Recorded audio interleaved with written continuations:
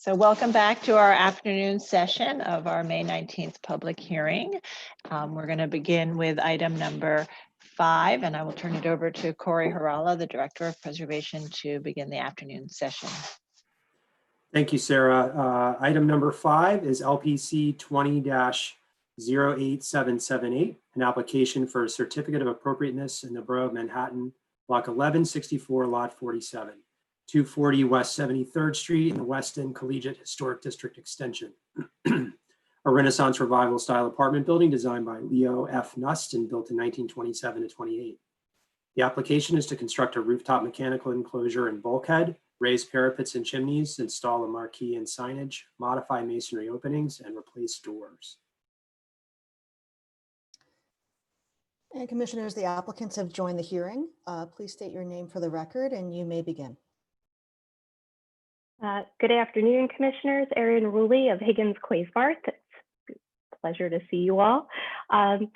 We are here today to share a proposal for 240 West 73rd Street.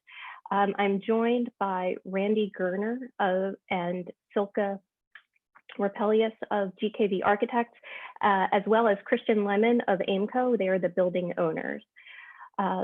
I'll walk you through the presentation and then the team will be available for any questions you might have. The building is located on the south side of West 73rd Street, between Broadway and West End Avenue. It's located within the West End Collegiate Historic District extension, which was designated in 2013. The building in the photograph on the right, you can see, is a 16-story apartment hotel building designed by Leo Nust in a sort of restrained Renaissance Revival style. It was originally known as the Hotel Commander. And here in the comparative elevations, you can see that the proposed modifications are located at the rooftop and at the base of the building. As you can see from the comparison of the existing condition, the building has undergone some amount of change over time, primarily at the entry, which you can see here, and through the addition of through wall HVAC system. And in this building, because of the restrained design, the louvers have a particularly significant impact here. The louvers are actually more pronounced than the sort of subtle articulation of the overall facade.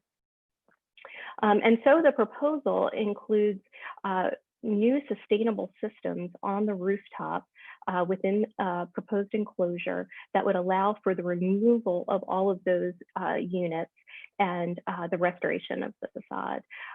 This is one of the tallest buildings in the block, so there will be visibility over secondary elevations, but we think that that's a good balance between the restorative value and the proposed visibility. The enclosure actually relates very well to the stepped massing of the building, and will be in its finish and materiality will recede from view. Also at the top of the building, there'll be a parapet extension, a new stair bulkhead, and a chimney extension here. At the base of the building, we'll be removing extensive later accretions and providing new entries, signage, and marquee, new lighting. And this is all in the context of an extensive restoration that'll be managed at staff level. Just a bit of history, you can see here in the tax photo, the original limestone surround of the entry had a limestone return on a deeply recessed entry, a recessed plaque with the Hotel Commander in the street address, and also light fixtures at the outside pilasters. By 1950, a marquee had been added, and you can see that in detail here. It says Commander along the outside edge, and it ties back to the second story, and that's located just below that second floor window level, the sill level. And then a little bit about the existing conditions. There is an existing glass entry surround and glass marquee. This surround is actually internally illuminated. And you can see here these linear light fixtures that extend behind the glazing panels. We did a couple of probes to understand what was intact behind the glazing. The front face of the masonry exists, and the limestone returns have been removed, and that's just backup brick that exists back there. And you can see other additions over time, the new through-wall louvers, signage attached to the pilasters. The base has been coated. There are large cameras affixed to the facade and conduit, all of which really diminishes the pedestrian experience of the building. Entry marquees are a typical feature in apartment hotels. These are 3 examples on the Upper West Side, all neo-Renaissance in style. And you can see that each has a marquee that's fairly similar to what we see at the Hotel Commander in the 50s. And then just a few examples of the variety of commission-approved marquees at residential and commercial buildings, all with a sort of similar vocabulary, modern interpretations of traditional marquees, box frame, glazed roof, and patterned ornamentation around the frame. And then just to look at the scope in a bit more detail, we have the existing base elevation and the proposed. So again, removing all of those later additions to the facade and proposing to restore the entry surround, the limestone surround, new metal and glazed entry doors, a new sign above the door within the recessed panel that exists, and a new marquee that's approximately located where that historic marquee was situated. All of these will be finished in a medium bronze finish. And then looking at the easternmost bay, converting an existing window location to a new commercial tenant entry. Currently, this entire space is occupied by a chiropractor's office, and they enter through the building lobby. So this would provide direct access. And also a new service entry door here. The existing is a non-historic door in a historic location. The design of these doors is meant to be consistent and provide a compatible vocabulary, but also maintain the hierarchy of the primary and the secondary entries in the building. So the commercial entry would have a glazed panel, and the service entry would have a full metal panel in the recessed panel design as part of the traditional approach to the service entry. Here you can see that the proposed marquee is slightly higher in elevation than the existing, so approximating the location of the historic. And in addition, this provides just a better proportional relationship between the sign located above the door and the entry infill. The return will be clad in limestone to match the historic condition. The exterior perimeter of the marquee will have a perforated metal screen with a pattern with the new building logo. And the marquee will have a glazed roof and ornamental framing within. And just a few details on the signage. Here's the existing condition you can see in the photos. So all of these light fixtures have been attached through the masonry. You can see the molded profile here, and then the panel would sit, the new signage panel would sit over this flush panel here. And to the greatest extent possible, we'll reuse one of the very multiple attachment points that have been provided by all of the existing conditions. And looking at those secondary entries, here is the existing service entry. This is a non-historic door. Historically, the service entry was recessed from this location. So this is a flush door that was added later. And so the proposal includes setting back to allow a reading of that recess that would have been there historically. And here is the existing window that'll be converted to a new entry for the commercial entrance. As you can see here, there are joints in the masonry. In 2005, there was a plan to create a new entryway here, and they went as far as to cut the stone but never installed a door. So that is the extent of the masonry removal in that location. And then looking at that in section, you can see here the granite base to be removed, the door set back 2 feet from the building face, and then a new metal, painted metal return to be installed within that recess. And that condition is consistent between the commercial entry and the service entry. And the proposed door detail is here with the recessed panel. In the commercial entry, this will be clear glass. And in the service entry, that will be a full metal panel. And here you can see all of those interventions in the context of the restored facade. Moving up to the top of the building, we are looking northwest here. So this is 73rd Street, and the Ansonia is right across the street. And this is the rear of the building. Along the perimeter, you can see that the parapet is quite low. There's a railing to add the additional code compliant height. And there's an existing elevator bulkhead. In the proposed condition, the parapet will be raised approximately 2 feet. And then within that, a new mechanical enclosure will sit set back from the front facade. Here is the existing elevator bulkhead, and a new stair bulkhead will be located just west of that, and the chimney to be extended on the west elevation. The mechanical equipment contained within the enclosure is a combination of code required and greater sustainability measures. So we have an emergency generator, there's new kitchen and bathroom exhaust, which doesn't currently exist in the building, and makeup air. There's a cogeneration plant, the smaller unit here. And then these are the VRF units, which really allow for the removal of those through wall sleeves. And so this is a tremendous investment in the future of the building. And this view is particularly helpful because you can see how the enclosure works within the setback massing of the existing building. And then just in elevation here, we can see the parapet increase. It's 1'11" above the existing height.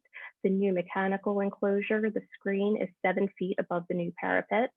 The stair bulkhead is really a lateral extension of the existing elevator bulkhead. That's to be clad in stucco to match the finish of the buff brick.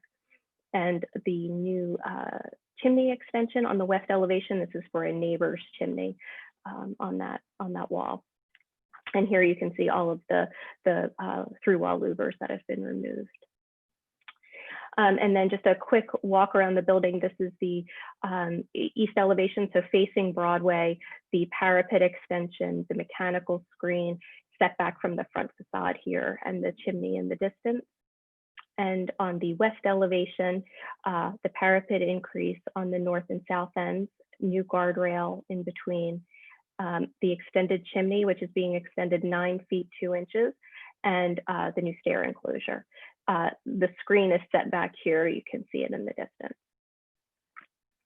And then this is just a plan diagram showing the footprint of the proposed enclosure, all of the units contained within, and then the required allowances for the clearances for the units, and to show that this has really been made as compact as possible in terms of footprint on the rooftop. And then to the west, the proposed stair bulkhead, and this is the chimney to be extended. And then just in section, the parapet increase and screen rising 7 feet above. The dunnage has 3 feet clear below in order to maintain the roof, and the dunnage will be anchored back to the parapet. The proposed finish of the mechanical enclosure is here. It's a perforated metal screen in a neutral gray finish, and again allows a high degree of transparency so that it doesn't read as a solid massing on the rooftop. And we were fortunate enough before the shutdown to build a mock-up. And so looking here, the area of the green netting is the parapet extension. The orange netting is the mechanical screen. And then this area here, this is the existing elevator bulkhead, so the new stair bulkhead located here. There is an entire world of sidewalk bridge that's been constructed along in front of the Ansonia and the building to the west, which really limits your ability to take photographs of the mock-up from directly across the street. So we've supplemented the visibility study with these sightline diagrams to show that the enclosure will not be visible over the primary facade. And then finally, we're just going to take a walk around the site. We have again, the building is pretty prominent in the streetscape. It's primarily a low-rise block. From the northeast corner of Broadway and 73rd Street, you can see the building in the distance. On the left is the mock-up view. And then on the right is the rendered view. And then we have detailed zooms of the mock-up and rendering below. And so in the mock-up, we see the green area of netting showing the proposed parapet extension and the mechanical enclosure above. And so I think, all of these things that we've been talking about, how it works well within the existing step massing of the building and is set back from the front facade, doesn't impinge on the reading of the historic massing in any way, and then just sort of disappears against the sky thanks to the material finish and perforation. We'll look a little bit, walk a little bit farther to the east from Amsterdam Avenue. We see the building in the distance here. Again,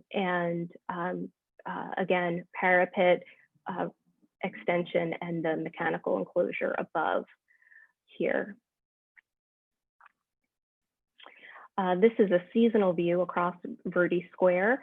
So we see the building located back here. And again, in the zoom view, it's more helpful. You can see the parapet extension and the mechanical enclosure, but this is how you would experience it in the streetscape.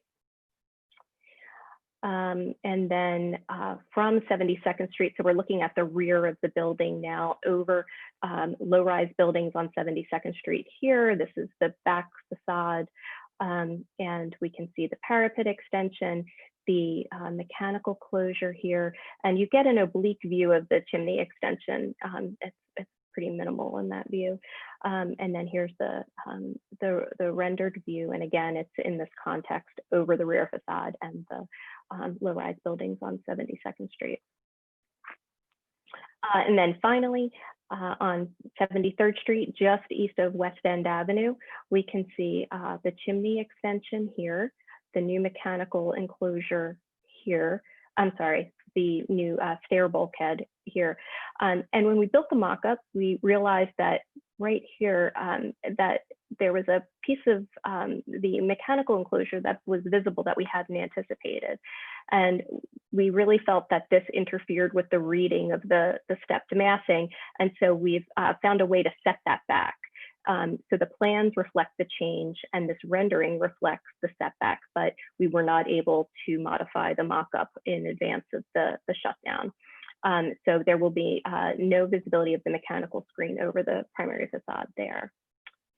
And then I'll just leave you here with the existing condition and the proposed rendering, which shows all of the proposed changes at the base in this context of fabulous restoration.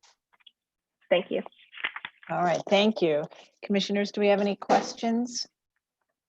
I think it was a very clear and helpful presentation. Commissioner Jefferson, please go ahead. Yeah, I just have two technical material questions. One, the perforations, what's the perforation transparency? Is it 30%, 40%? How much is the transparency? That's A. And B, the new fireplace flue, why is it not brick? Why is it stainless steel? I'm going to ask Silke Rapelius. Silke, are you I'm available? on. Okay. Yeah. To address those two questions? Yeah. I want to start with a fireplace flue on the east side. So we have actually started off the project and we're anticipating to wrap that chimney in brick, and that was our intention. However, it needs to be 3 feet higher than any adjacent construction, which leaves that flue like a freestanding flue, like about 9 feet high. And when we started to run that by our structural engineer, the structural engineer said that it would require some massive steel on the east side, on the west side, I apologize, where we had to remove existing building fabric, historic fabric, in order to extend that. And it would have been much bulkier as well. So ultimately, we thought the lesser evil would be to extend it in metal. And the second question was, remind me 1 second. The transparency with the percentage of the, So the transparency of the mesh, I want to say, is probably like about 30 to 40%. And we chose the most transparent mesh available, which would work for structurally on a rooftop fence like this, which is like, I believe, like about like a 12 or 14 gauge material. And we wanted to make the transition from the building to the sky as transparent as possible. So, and that was ultimately what settled the decision on a perforated metal. Thank you. The color for that is a zinc color, which would be a dull finish and would reflect the sky without drawing visibility to it as well.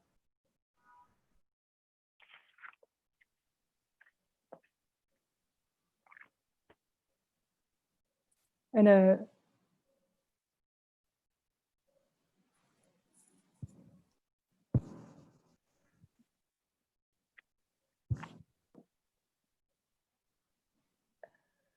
not hearing anything. Yeah. I see Sarah's moving her lips, but I don't see her. Yeah, Sarah, you're muted. Oh, thank you. Commissioner Goldblum. Sorry, I thought he was saying he was muted. I know, I thought you were talking to each other. All right, Commissioner Goldblum. Material of the marquee is natural real bronze, or is it a coating on? It's a finish on aluminum that's currently proposed. Yeah, it's a medium bronze finish. Thank you. Okay, any other questions? Okay, so I think we'll turn to public testimony. Anyone who'd like to speak should raise their hand and we'll admit you. Lisa? Okay, and we did have a couple of people sign up to speak. I'm going to start with Michelle Peace, who I believe is from Community Board 7. And Michelle, I have, let's see. I'm unmuting you and you can start your video if you like. And if you have 3 minutes, and please state your name for the record. Thank you. Michelle Parker, co-chair of the Preservation Committee of Community Board 7. We heard this application at committee in March, and at the time, our resolution was substantially the same as what you're hearing this afternoon, except that we asked for the 2 doors, the new retail public entry and the 2 doors in the front be glazed, be similar and be glazed.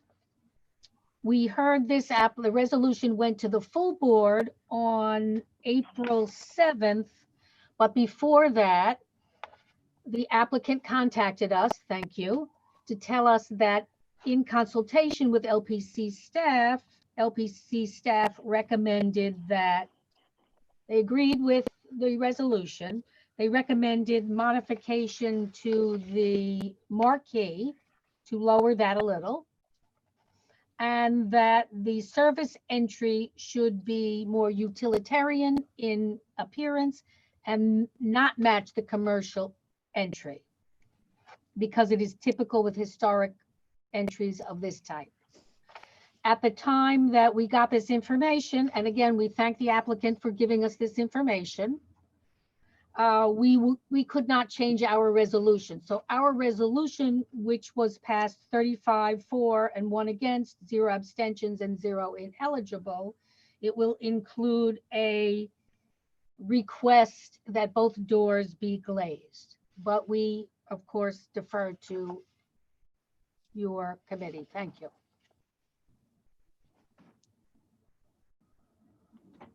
Okay, thank you, Michelle. Thank you.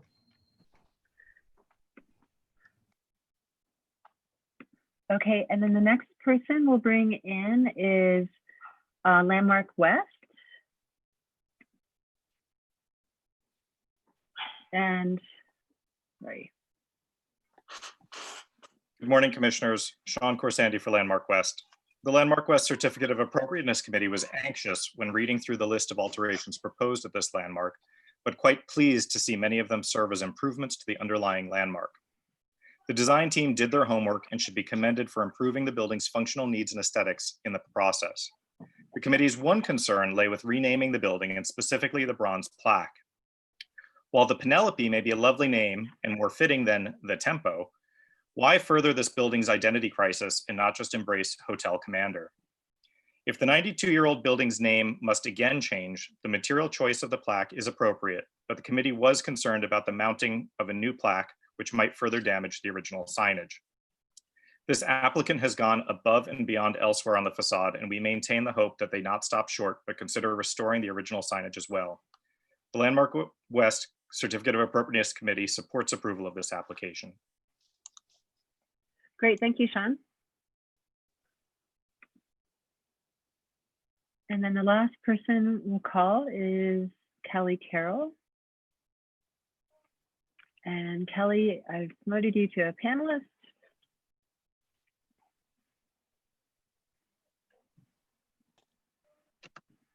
Okay, Kelly Carroll for Historic Districts Council. Overall, the proposed modifications to the former Hotel Commander are appropriate except for one preservation issue, the survival of the building's original name in stone above the main entry. The LPC staff who researched this building thought the hotel's history important enough to include it in the designation report, which reads, quote, "At the time of its completion, the Hotel Commander contained approximately 350 suites available in sizes ranging from 1 to 3 rooms with daily rates starting at $3.50. It boasted full hotel service and had an optional long-term leases. By 1932, the building was noted as occupied by 50% transient and 50% permanent residents. A mixture of hotel and rental units endured here for more than 70 years until the building was converted full-time to rental apartments," end quote.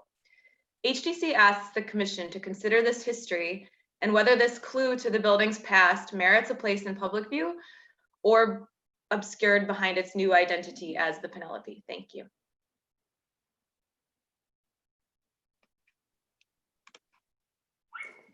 Thank you, Kelly. And that's all of the people that signed up, and I don't see anybody else with their hand raised. Okay, thank you. Rich, do we have any written testimony? Nothing else that has already been spoken by the advocates and the community board. Okay, thank you. Okay, so let's turn back to the applicants. There, I think largely supportive testimony, but some comments about the design of the service door. I'm not sure if you want to address that or any other final comments you want to make before we move to close the hearing. Sure. So with regard to the service entry, we did agree at the community board, at the committee meeting, to change it so that they were symmetrical. They had the same glazing pattern. But in talking with staff, staff really wanted to minimize the appearance of it, that they shouldn't be consistent between the two entries.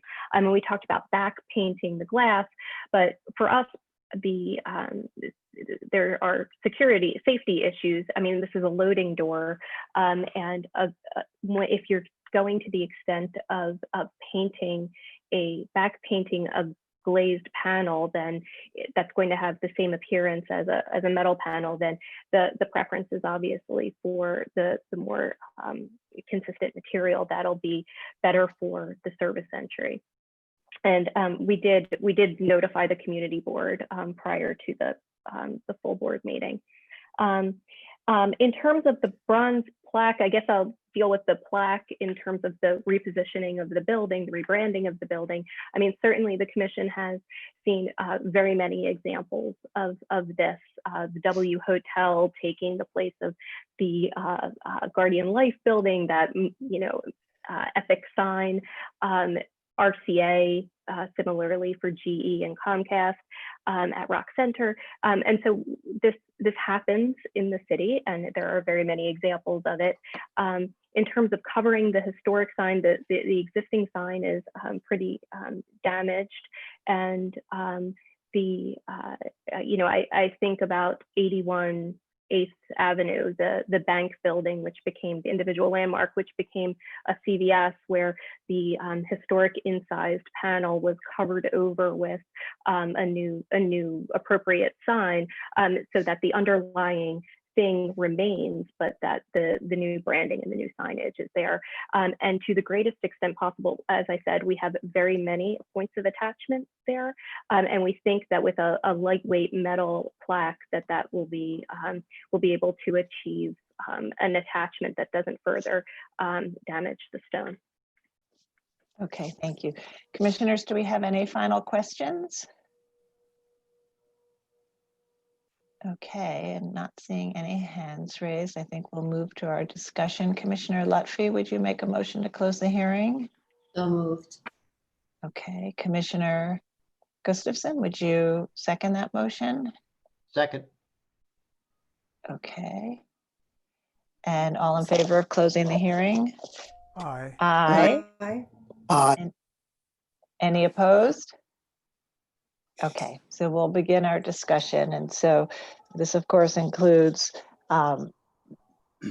replacing a service door and doing a similarly configured door for a doctor's office at the opposite end of the facade. The new entrance doors, which involve actually a lot of restoration work, canopy, the sign covering a historic engraved sign, which will remain protected by that covering, and then the slight adjustments to the parapet and the mechanical screen on the roof, which are seen from great distances. So there's about 5 components to this application. So think about all of them as we move around the table for discussion. So I think, why don't we start with Commissioner Chapin?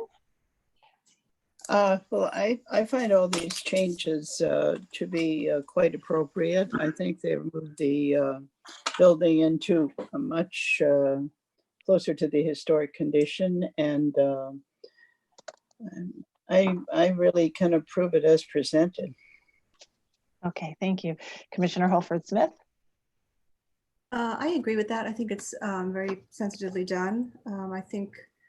I agree with the decision to have the service entry match in design, but not in material with the new commercial entry. And I find that the rooftop work will be minimally visible. And I think that it's sort of basically encompassing the original sign behind a new sign panel does not do any further damage to it, and it's still there if they ever want to expose it. I find it appropriate. Okay, Commissioner Shamir Barron? I find it appropriate, all of the elements. Okay, and Commissioner Gustafson? I think we've got 2 trades going on here, and they're both very positive. The first is involves the rooftop, mechanical enclosure, the bulkhead, the parapets, the chimneys. And keep in mind, this is a trade to get rid of some 40 or 50 through wall and through window air conditioning units, and that's a wonderful trade. And that high up, the rooftop additions are barely distinguishable. The second trade is an incredibly distracting and ugly marquee in exchange for a much improved version of the marquee. And so I'll take that trade as well. As far as the doors are concerned, I think the staff had it exactly right. Its symmetry is worse for this building on its base than than actually putting in doors that, that reflect their use. Okay, thank you. Commissioner Jefferson. I think this is a commendable project, and I agree with the other commissioners. Okay, Commissioner Lutfi. I agree. I think it's really well done. Okay. Okay, Commissioner Bland.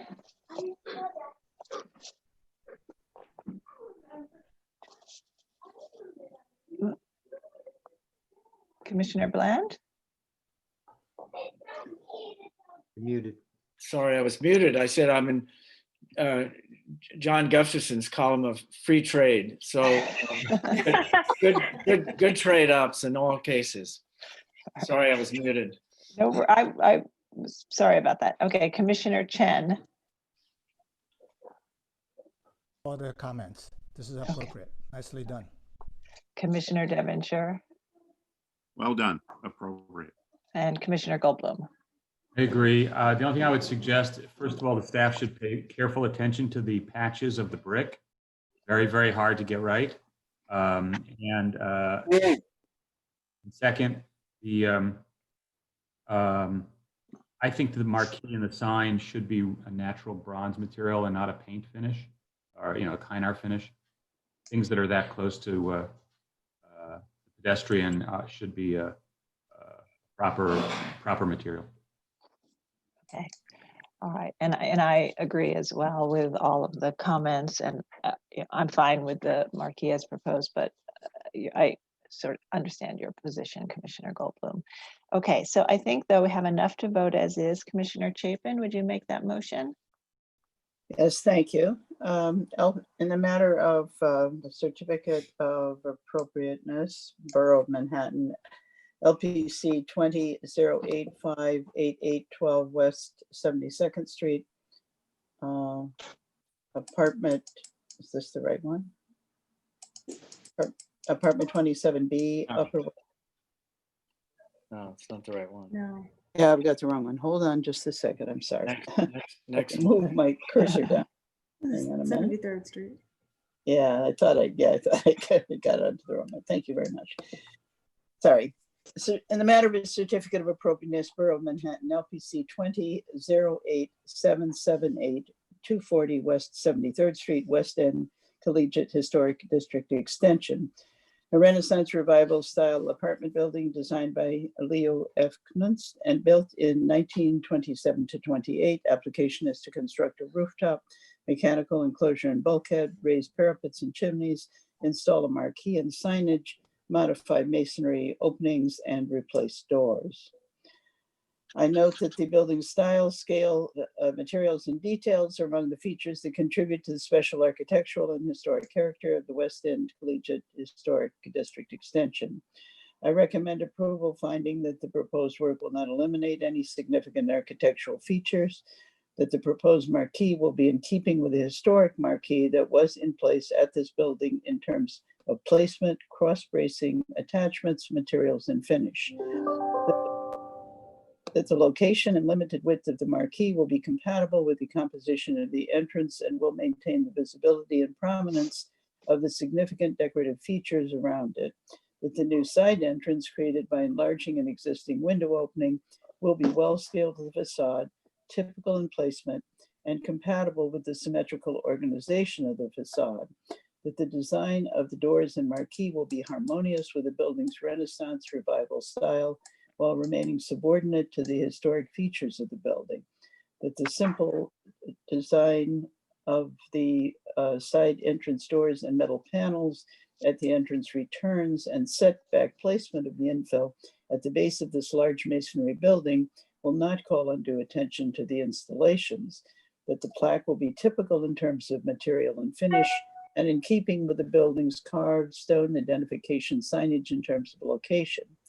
That the installation of the plaque will be easily reversible and its size will correspond to the size of the carved stone signage, which it will cover, and remain compatibly scaled to the entrance. That raising the plain upper parapets approximately 2 feet will be a modest change at this large building that will maintain a harmonious proportional relationship with the facades.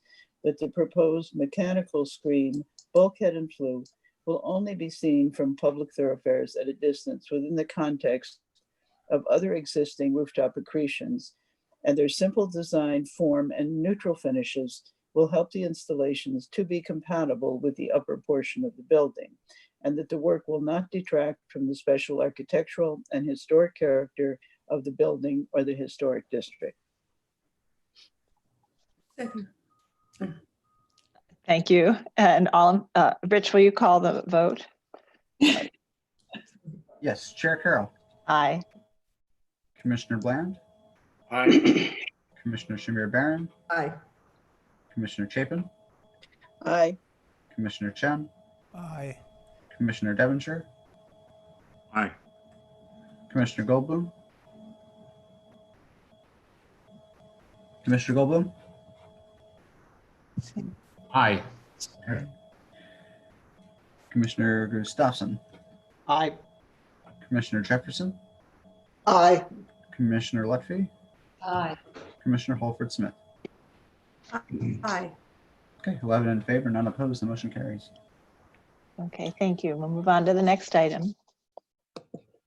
Next item is number 6, LPC 20-09545, an application for a certificate of appropriateness in the Borough of Manhattan, block 1210, lot 26, 117 West 79th Street in the Upper West Side, Central Park West Historic District. A Renaissance Revival style apartment building built in 1898 to 1899. The application is to modify a window opening and install a door and barrier-free access lift. Commissioners, the applicants have joined the hearing. Please state your name for the record and unmute yourself. You may join video as well, and you may begin. Hi, my name is Krista Waring from CTA Architects. Can everybody hear me okay? Yes, we can hear you. All right, thank you. All right, so as noted, this presentation is for the installation of an accessible lift at the street elevation of 117 West 79th Street in anticipation of its conversion to occupancy by the elderly. So our plan is to install the lift at the east side of the entrance. What you're seeing, that's image the long rectangle. We're going to relocate. We have an opening, which you can see image C. That's the exterior areaway. So we're going to install the lift primarily in the areaway. We're going to move the gate that's currently there. We're going to remove the stairs. We're going to move the gate that's currently there, and we're going to put the stairs and the gate over on the west side of the entrance so that the accessible lift is on the east side of the entrance. So we're swapping that out there. This image shows you 2 unsuccessful accessibility options. On the left-hand side, you can see a ramp, and in the center of the second drawing, and on the first drawing, it's in elevation, and then second drawing, it's in plan. And in the center, you can see the what's called a stair lift.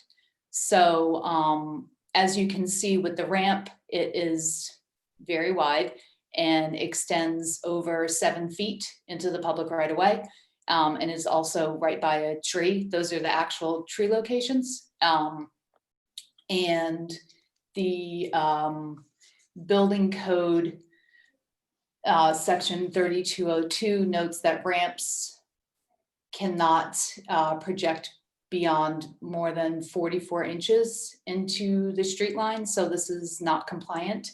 And then a stair lift is not actually compliant with ANSI 117 because an accessible entrance has to facilitate the unassisted entry, operation, and exit, which the stair lifts do not. So that's why we decided to go with an actual chair lift, elevator lift on the exterior. So on these drawings, you can see that our plan is down on the east side, which is the bottom of the plan. The chairlift goes into the areaway and straight into the building. We are proposing extending the masonry opening for the window that is furthest east into a door opening. So this is what it looks like in elevation. And then we have a couple little renderings, a straight on Photoshop rendering with the lift and the extended door, and then one looking west from if you were to approach from the east. Yep, and that's where we are. Great, thank you. All right, commissioners, do we have questions? I see Commissioner Jefferson has a question. Please go ahead. Just one technical question. Do you need to have a glass door or could you put railings there? Is that a code issue, the glass door? Oh, the little door with the handicap symbol on it that you can see from straight on. Right. I believe that's a code issue. If Andre is on from my office, Andre, are you there? Can you unmute if you know that? Can you hear me? Yes, we can hear you. I don't know if it's a code issue. This was what was provided by the manufacturer, but we can alter the lift in many different ways, as they told me. I guess that would be an aesthetic choice to keep it the same as the gate next to it. Is that what you're suggesting? I was suggesting that and yeah, but correct. We can look into that with that. If it's not, if we can see if it's provided as an option by the manufacturer. Okay, other questions? Okay, not seeing other questions. We'll turn to public testimony. Anyone here who would like to speak, please raise your hand. And Lisa, I'll turn it over to you. Great. We'll start with Landmark West. And please just state your name for the record and you can start. Good afternoon, Commissioners. Sean Khorsandi for Landmark West. The Landmark West Certificate of Appropriateness Committee supports accessibility to our landmarks in order to make them available to all New Yorkers. While the alteration to the facade is unfortunate, our committee agrees that this is the most logical solution, which is least obstructive to the landmark. Still, our committee had two concerns. First, there is no documentation of the exterior facade wall at the basement areaway level, where windows may need to be modified. There are dotted lines shown on the right side. Will that window be infilled? Further, there's nothing shown at the areaway level for where the replacement stair is going to be located. Will this secure to the structure or stand independently? Second, there is concern for the residual areaway immediately east of the new lift. The committee asks the applicant to consider a grate at or just below sidewalk level within the areaway and behind the fence in this zone, both for maintenance and safety. The Landmark West Certificate of Appropriateness Committee supports approval of this application. Great, thank you, Sean. And then the next person we'll call is Michelle P. from Community Board 7.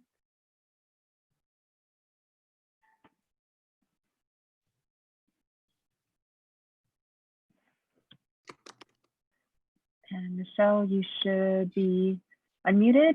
And if you'd like, you can start your video and please just state your name for the record. I think can you hear me now? Yes, we can hear you. Please just Thank state you. your name for the record and you have 3 minutes.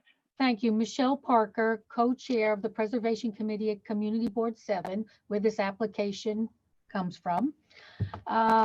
We couldn't find anybody who was against this application. Not that we look for anybody, but we are the full board, as the committee, as well as the full board, as well as the community, to wit, the 79th Street Block Association, approved this application. We were enthusiastic about the fact that the applicant did go to LPC and talk about other ways to allow entry of the those who need it into the building. And we were particularly happy that when the person who uses the lift enters the building, they enter the building on the lobby side. They are not excluded from entering the building, just as anybody who doesn't need the lift would do. The one thing that we recommended is that the door to the lift be consistent in design and color to the new main entrance door. But otherwise, this resolution, we approved unanimously. We approve this resolution. Thank you. Great, thank you, Michelle. Thank you. Okay, and then we have Mark Diller also has his hand raised. And Mark, unmuting you, and if you'd like to start your video, you can do that as well. Please just state your name for the record, and you have 3 minutes. Thank you very much. I'm Mark Diller. I'm the chair of Community Board 7. Michelle Parker just gave our full board resolution and did it beautifully, so I have very little to add except for enthusiasm. We heard from numerous neighbors. I should confess that I'm actually one of the neighbors of this handsome building, which is a contributing building to the historic district. There's a little bit of backstory that's worth a moment of your time. This was a former illegal hotel that was sort of incorrigible, that is now being converted to a senior supportive residence. And so it is particularly appropriate that this residence become handicap accessible, ADA compliant. Michelle was absolutely correct. We actually were the subjects of some aggressive community support for this project, even though we didn't need a lot of convincing. And so the rescue of this building and the rescue of its purpose is relevant to the rescue of the facade as is being proposed by the applicant. And so we could not be more enthusiastic about this application. I thank you for the opportunity to share that with you.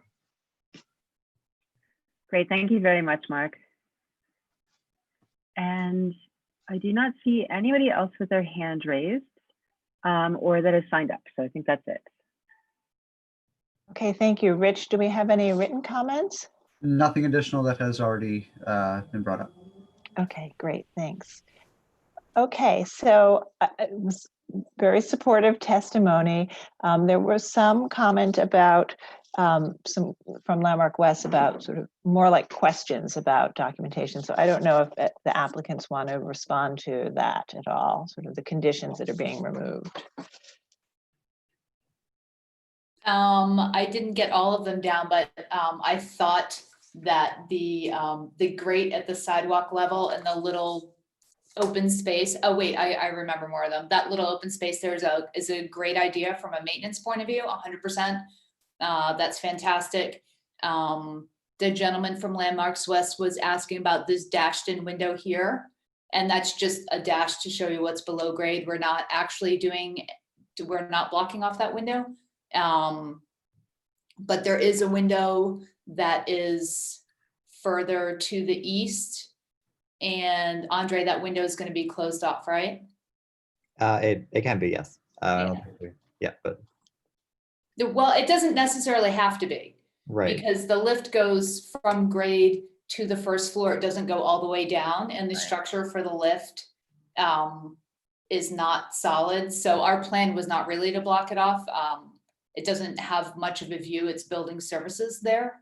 And then the question about the stairs at the areaway on the west, those are going to basically mimic the stairs that we have currently on the east, and they're just, you're going to go in through the gate. They're not necessarily going to be attached to the building. They're going to be steel framed stairs that sit in the areaway of required, they just have to be the required width by code.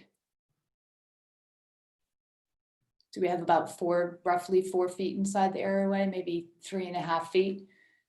You can see in the plan that we do show it snugged up against the building over here, but we have steel, it's structural steel, so we don't really anticipate attaching to the building other than with the landing.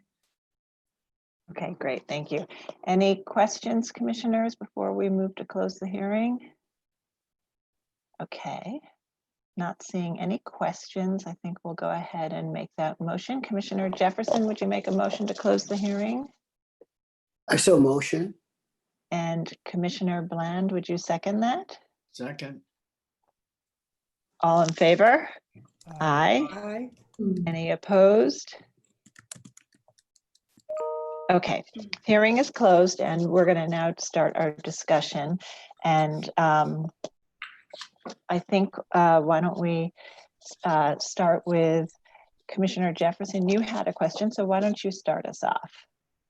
Oh, what did I write here? I think I agree that the location of the lift is appropriate. I did think that perhaps it could fit in, or the color of it could fit in, become more fit in with the color of the facade. So instead of black, painting it the color of the facade. But I think it's appropriate and it works. Okay, all right, Commissioner Gustafson? Let's see, two things. One, to echo, I think, some of the testimony, that I think it's terrific that they gave us the alternatives. They actually walked us through each of the three possibilities and the reasoning behind each of them without us having to wring their necks to get it. That was fantastic. I do appreciate that this is the best alternative. I also think that if there is a way to replace that glass door, that'd be terrific with some other material. They can work with staff to figure out if there is something out there that the manufacturer can provide. Okay. Commissioner Shamir Baran? I'm in support of the lift. I think it's the best solution here. And I'm not sure about the color issue. I'm actually fine with it as it is proposed. Thank you. Okay, Commissioner Holford Smith? I'm in support of the application, and I think it's a very a good way to make this building accessible. I think that I am in favor of the black color. I think I'm afraid that if the mechanism and the metal is painted a light color, it's going to get beat up over time and not look as well as if it were black. But I think if they could replace that glass panel with the piece of the iron railing that's there, that would be definitely preferable. Okay. Commissioner Chapin? I can support it as presented. I think a couple of the suggestions it might be considered by them, but I can also support it as presented. Okay. Commissioner Goldblum? I agree, it's fine as is. Commissioner Devonshire? I can support it as is. And Commissioner Chen? I agree with the commissioners and the community board. Okay, Commissioner Bland? You know, what was it 100 years ago? Every single building has steps to get to the front door. Was nobody ever troubled by these problems of our current era? I don't know, maybe we're living longer or something. It's befuddling me, though. I mean, I've wanted to make that statement for about 8 years of its commission. I think an elevator or lift is the last resort, but there is no other resort, as the applicant showed us. So I support this. Commissioner Lutfi? I think it's appropriate. Okay, great. So we had a couple of comments about changing the gate to the something more like, or the glass door to something more like a railing. And I think the applicants can explore that, but as is, I think we have 6 votes for approval as is. So I think we'll go ahead and make that motion. And Commissioner Goldblum, would you make that motion? Sure. Okay. Regarding 117 West 79th Street in the Upper West Side, Central Park West Historic District. The application is to modify a window opening, install a door, and barrier-free access lift. I note that the building's style, scale, materials, and details are among the features that contribute to the architectural character of the Upper West Side Central Park West District. I recommend approval. Finding: the work will accommodate barrier-free access to the raised first floor of the building without disrupting the main entrance portico, that the removal of historic fabric will be limited to the metal gate at the front areaway, the portion of the limestone base below the window opening, and that the work will not otherwise eliminate any significant architectural features. That the existing metal gate will be salvaged, restored, and reused. At a modified portion of the areaway guardrail, that the enlarged opening and new black painted wood and glass door will be well scaled to the facade and subservient to the primary entrance, and will maintain unifying features of the existing punched openings, including their proportions, profiles, and details. That the platform lift will be stored in the down position to minimize its visual presence and not disrupt the facade's composition. That the lift tower and platform have a dark colored finish to match the immediately adjacent windows and doors. The work will not detract from the architectural and historic character of the building. The applicant will work with staff on exploring the options for modifying the material of the front gate. Okay, and that's explore it. We have an approval as is, but Oh, sorry about that. I thought that was it. but we'll ask them to explore that anyway. Okay. Commissioner Lutfi, would you second that motion? Seconds. Okay, and Rich, will you call the vote? Chair Carroll, Aye. Commissioner Bland, Aye. Commissioner Shamir Barron, Aye. Commissioner Chapin, Aye. Commissioner Chen, Aye. Commissioner Devonshire, Aye. Commissioner Goldblum, Aye. Commissioner Gustafson, Aye.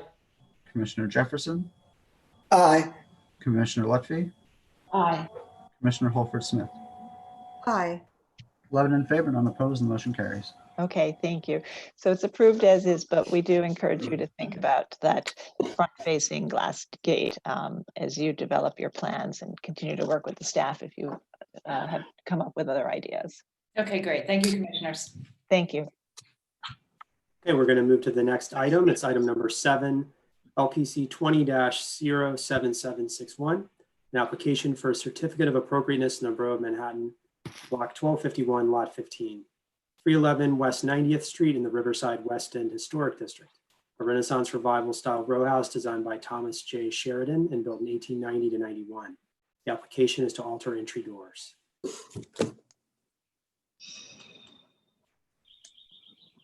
And commissioners, the applicant has joined the hearing. Please state your name for the record and remember to unmute and start your video.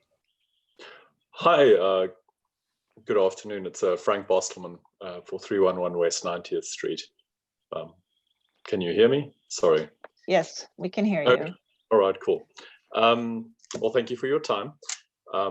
This basically is for a proposal to the replacement of an existing main entry door and basement entry door for a townhouse, private residence on West 90th Street. And I'm going to flip through the pages here, should be pretty self-explanatory. So page 2, this is just a rough scope of the work. Basically the front porch level, the main stair, replacing the existing double entry door. That's a wood one that was installed by a developer about 10 years ago with a new main metalwork and glass front entry door. And down on the basement level underneath the front stoop steps, installing a new door there where there's currently a rather rusty metal door that was also installed by the developer about 10 years ago. None of these doors that we're replacing are existing, are original to the building. Just for reference, regarding the rest of the house, the current owner is undergoing a full restoration of the brownstone detailing based on the historic precedent from photos and from existing buildings that were built at the same time and in the same development along the same row, as well as reinstalling existing historic window guards as per documented historic photos, and also a hand railing going up to the step. So this is 4 shots. On the very left is the existing building as kind of put together again by a developer in about 2014 to 16. The second photo is the historic 1940s front elevation. The third photo is the 1980s photo showing that the front stoop had been removed and the front windows had been completely altered. And then basically our proposed elevation drawn up in CAD which reflects a lot of the brownstone detailing, the gargoyle masks on the keystones above the window and the front door being replaced, being reinstated, along with the rustication detailing, which has been rather badly done at the moment, as well as kind of an acanthus frieze around the door and various other kind of decorative elements. So this is just a photo of the existing row of buildings. Our one kind of just off second from the right, showing you its kind of placement within the row.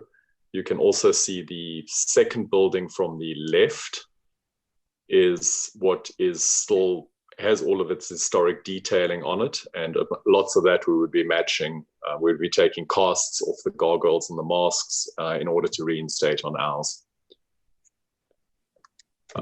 Going to the next slide. So currently this is the front door to the house. It's a kind of fairly basic millwork door, poorly waterproofed, so it's already quite degraded, that the owner would like to replace. It's a double door. The opening itself is only 48 inches wide, the stone opening, which means that each leaf is just under 2 feet, which is rather inconvenient. The couple is an elderly couple that live there. Getting in and out of that door kind of requires them always having to open both leaves. And in an ideal world, they are requesting a replacement of for a metal and glass door with one single leaf door, which would allow us kind of a 39-inch clearance, which is a much easier in and out and more usable than having to bend down and try and open a second leaf all the time. And further that, I will be showing a little bit further down the line the historical precedent, because the brownstone next to this house historically also did used to have a metal and iron door, metal and glass door, also single leaf, which I'll touch on in the next slide. Here is a photo of the 1940s tax photo of the right of the building directly next to 311. So this is 309, which shows you that it used to have a metal and glass front door, single leaf. It had 2 very thin side lights. That door over time, that whole stoop has been removed, and a portion of that door was actually repurposed as the new entry door, put down on the basement level. So just to show the context that, you know, in this row that was all built at the same time, already in the 1940s photo, we have this kind of metal and glass door, some of which is still in existence on that building. Touching on the second door, on the far left, you see the existing basement entry door, fairly basic metalwork door that is open. The client would like to enclose this space for better weatherproofing and just climate control somewhat. And we're proposing to put in a millwork door with an upper glass pane. It would also be painted black and basically very subservient to the front door as kind of a second, you know, what would traditionally have been an entry for the staff and service. So we haven't tried to kind of match the language of the two. Here's some photos throughout the neighborhood in the area, 91st Street, 89th Street, 88th Street. These are all photos of various private residential townhouses. Some have obviously been converted into multifamily, but these are all not apartment buildings. They're all brownstones, and just a collection of, you know, that we have the precedent in the neighborhood showing the metal and glass doors. Some of them are single leaf, some of them are double leaf. Some are very highly decorative, and that these are in existence in the proximity of this area. This just relates to some photos of other kind of solid millwork doors in the area. The one on the far right really being more of a success story in terms of kind of what we're looking for is a millwork door that's, you know, painted in black and with an upper glass pane, and is rather a quiet element, as it would have been underneath for a service entry. This allows the client also then to be able to, you know, have a better entry that's weather protected. They also don't live here full time, so they prefer that area to be able to be kept clean as opposed to kind of gather, you know, debris from an open door. So that kind of takes me through my presentation. Okay, thank you. Commissioners, do we have any questions for the applicant? Okay, not seeing any hands raised. We'll turn to see if there's public testimony. If you're a member of the public and would like to speak on this application, please raise your hand now and we'll recognize you. Go ahead, Lisa. Okay, I'll start with Landmark West and should be able to promote you to a panelist. Good afternoon, Commissioner. Sean Khorsandi for Landmark West.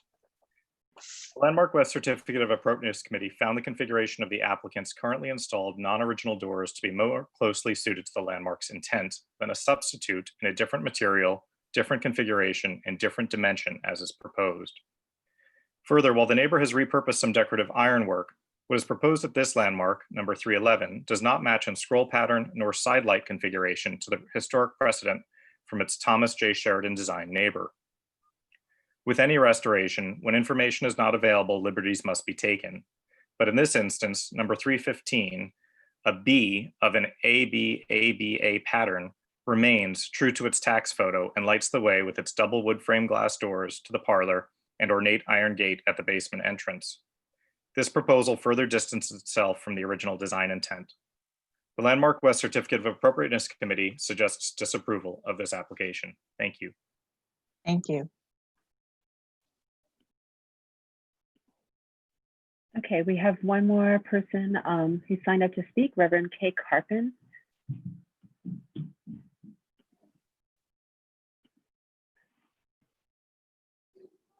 Reverend Carpin, you just need to turn on your. There we go. Yeah.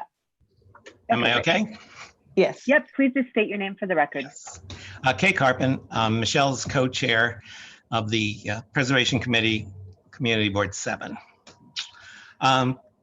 The Preservation Committee was pleased with this application. We thought that it did display sensitivity to the context of the historic district and the historic precedent, and the suggestions that we made about perhaps were fairly detailed around the door handle being a little bit more historically appropriate on the front door, but we liked the idea of going to a single entry door on top. Had a lot of discussion about the basement door, but in the end felt that it was appropriate. And this opinion was mirrored by the community board with a vote of 35 in favor and 2 opposed. So we feel that this is appropriate to the district. Okay. Thank you very much. And I do not see anybody else with their hand up and nobody else signed up to speak. All right. And Rich, do we have any written testimony that was submitted? Nothing additional that hasn't already been discussed. Okay, thank you. Okay, so I'd like to turn to the applicant and ask if you'd like to respond to some of the comments that were made by, in particular, Landmark West. Yeah, I'm a little bit confused on Landmark West. The reference of the necessarily being the house on the left being what it should be based on when the house on the right had the metalwork door. So is the issue that it needs to match exactly the metalwork door if one wanted to go that route? You know, the benefit of the door that we're kind of proposing is that it meets ADA compliance, which currently the double door at 2 feet leaves doesn't. So yeah, so any clarification on that would be appreciated if it's just a case of that this door needs to more closely match the one that was previously on 309. Okay, but I think what you're saying is your position is that in replacing this door with a single leaf door, you are looking to not evoke or recall the original design, but looking to later replacements that were iron and glass doors that were installed, and not looking to replicate them exactly, but to do something in the spirit of those later replacements. Trying, yeah, so trying to make a more accessible door pass through, and at the same time a client's request for the metal and iron doors, and then at the same time touching on some form of precedents that did already exist historically on those row houses to kind of combine those three goals. Okay, and at the basement entry, is the grill that's there now, that's not an original iron No. grill, right? That's a door framed gate, right? Correct. It's an open grill door that the developer who had kind of refurbished this house in about 10 years ago installed. Okay. But it's open, it's not a closed door. So a lot of debris and stuff gathers underneath there. Okay, I mean, historically, under the stoop, they had open grills, but I believe yours is not historic, as you just stated. It was from about 10 years ago. Okay. Correct. None of the doors that we are requesting to replace are original to the building. They were all installed in this latest development that happened in about 2014. Okay, all right. Commissioners, do we have any other questions? Okay, so not seeing any hands raised, I think we'll move to close the hearing. Commissioner Chapin, would you make that motion? So moved. And Commissioner Holford Smith, would you second that motion? Second. Okay, all in favor of closing the hearing? Aye. Aye. Aye. Any opposed? Okay, so the hearing is closed and we'll begin our discussion. We're looking at two doors, two new entrances, or existing entrances, but new doors for those entrances, one above the stoop and one below the stoop. The applicant has stated they're not removing historic doors or grills to do that, and are at the parlor floor at the top of the stoop looking to recall iron doors that were added later to buildings in a building in this row and perhaps other buildings in the district, and replacing non-historic but still an open grill type door at the basement level with a solid door. So why don't we start with Commissioner Devonshire? Would you kick us off? Sorry, Sarah, again, you're cutting out. I hope I'm not cutting out. I'm in favor of this. I think both attempts are appropriate. Okay. And Commissioner Goldblum? I think that the front door is fine. I think that the understoop door should be a metal grill. It can have glass behind it if they want it to be a weather enclosing door, but that's pretty consistent. I think the doors they showed were not really particularly relevant examples. Okay, Commissioner Chapin? I agree. I think that it should be a metal door for the areaway, and the front door, I think a single door is fine, and that the applicant should work with the staff to make sure that the details and framing are commensurate with other, historic replacements of it's a little more appropriate maybe than, it's a little hard to tell from the elevation. So just to work with the staff on the details. Okay, Commissioner Holford Smith? I'm in agreement with the basement door being an iron and glass door. I think that's more appropriate. I'm a little troubled by the proportions of the single leaf door on the stoop. It's a little wide. I think I would prefer to see side lights, but if everyone else feels it's appropriate, I can go along with that as well. Okay. Commissioner Shamir Baran? I think both doors are appropriate as designed. Okay, Commissioner Gustafson? I'll take Commissioner Goldblum's basement and Commissioner Chapin's main door. Okay. Commissioner Jefferson? I think both doors are appropriate. Okay, Commissioner Lutfi? I think both doors are appropriate. Okay, Commissioner Bland? Parlor door is fine. It's 39 inches to be 36 inches, which would be more standard. You'd have 1.5 inches on each side, so there's no room for side lights. So I think it's fine. but the stoop below the stoop is not appropriate, I don't believe, and should be metal and with the glass backup if that's desirable. Okay. And Commissioner Chen.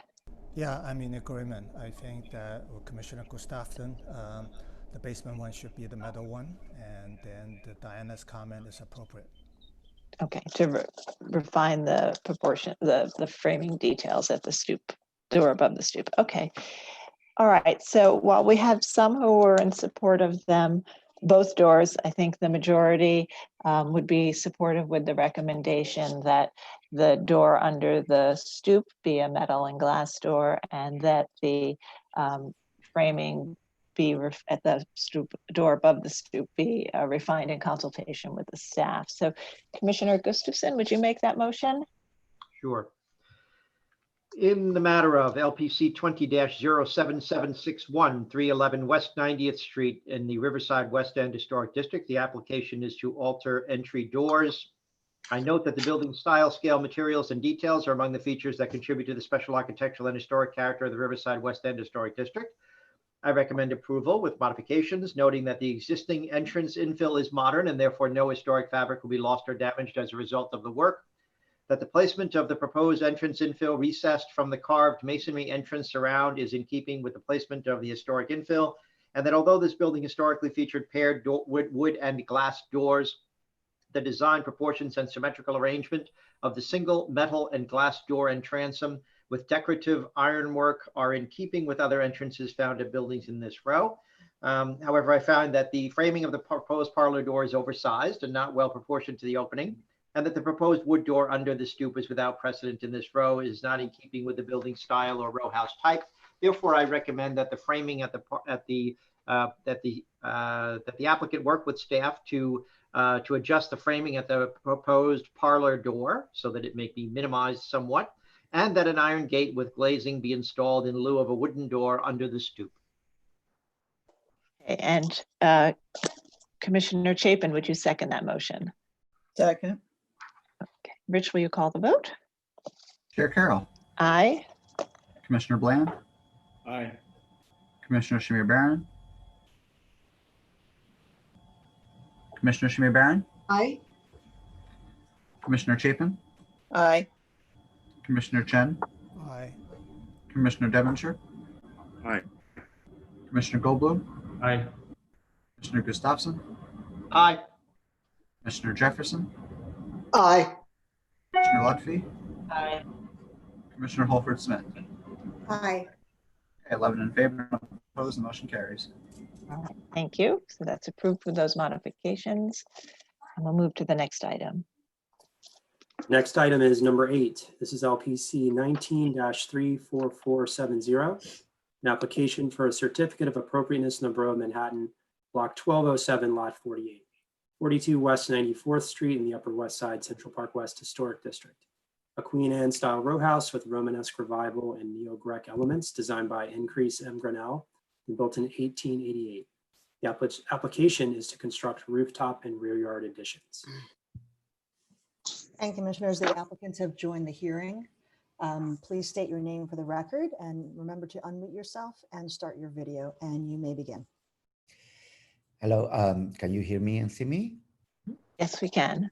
Hi, my name is Russo Panduro from Groves & Co. Architects in New York, and we are presenting the project at 42 West 94th Street as it pertains to the rear facade and penthouse addition to this project.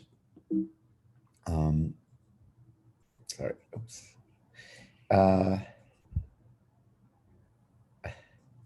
Okay, sorry, I'm just working out the toggle here.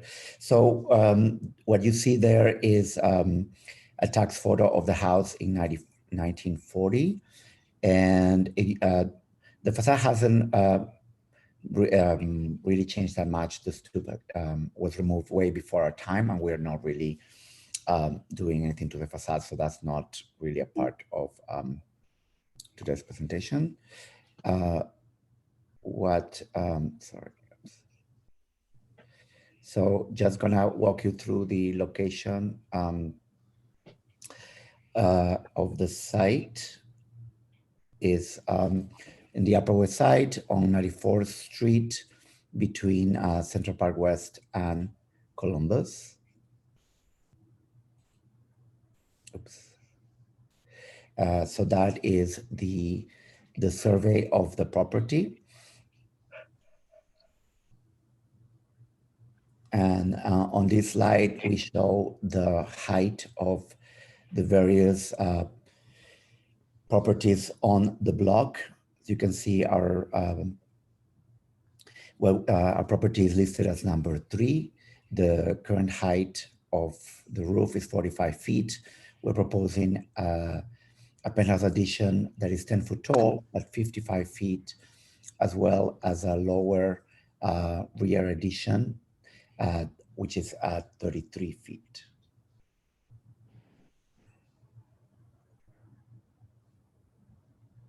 This is an aerial view of the block.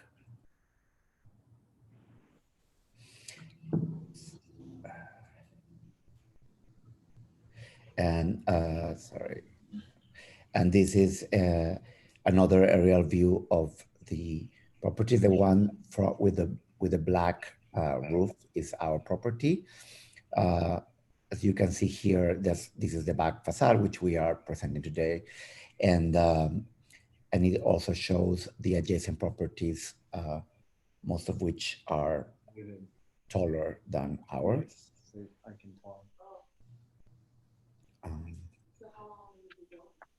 That's another view of the same.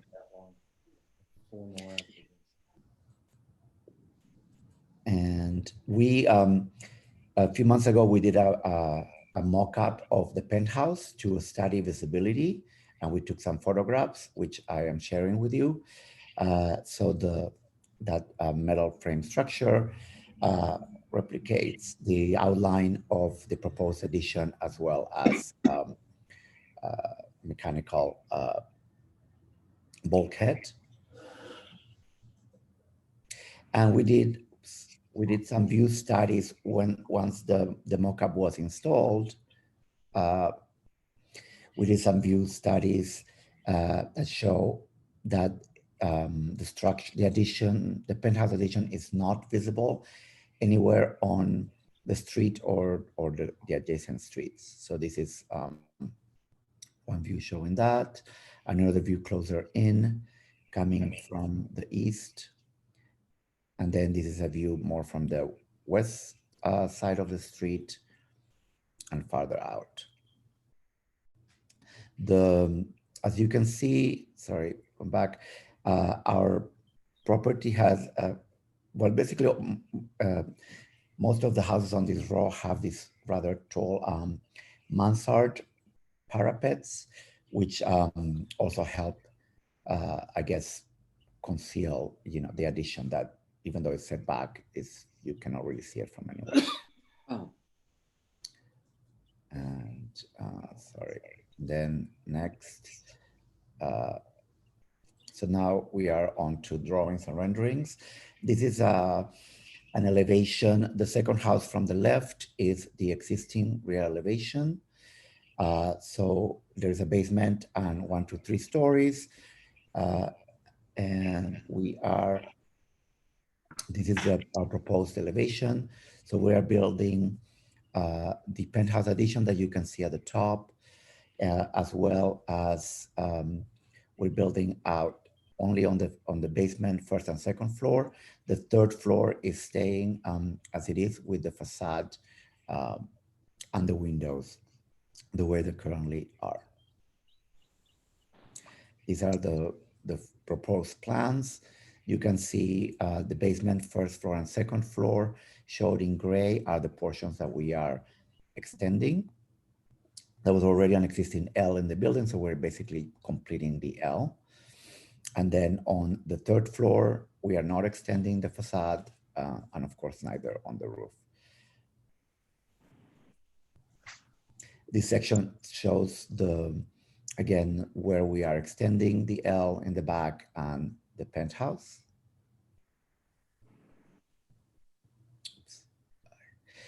This is just a quick section showing That is that the addition is not visible from the street, like the previous pictures already confirmed. Some details of the parapet. We try to keep the parapets in the back facade as low as possible, so that there is less bulk added to it. And then what we did is we did a fairly light railing that is set back. Sorry, there is no railing of course, on this floor, because this is not occupied. On the actual roof, which is this slide, you can see that there is a railing for the roof terrace, but it is set back from the parapet. And the same detail applies to the parapet up on the actual roof above the penthouse. We are required by DOB to have this parapet because the penthouse roof will be serviced for mechanical purposes. This is a quick SketchUp study of the existing back facades of the block. So you can see our house has the black frame windows, just drawn to highlight it more, but they are not different than most of the others in the block. And then what we are proposing, you can see there that at the top floor, the back facade is kept, and we are adding a small addition on the lower levels. We work with the Landmarks team, Dean and Jared, at the staff level to get this proposal to what we all think is the most appropriate.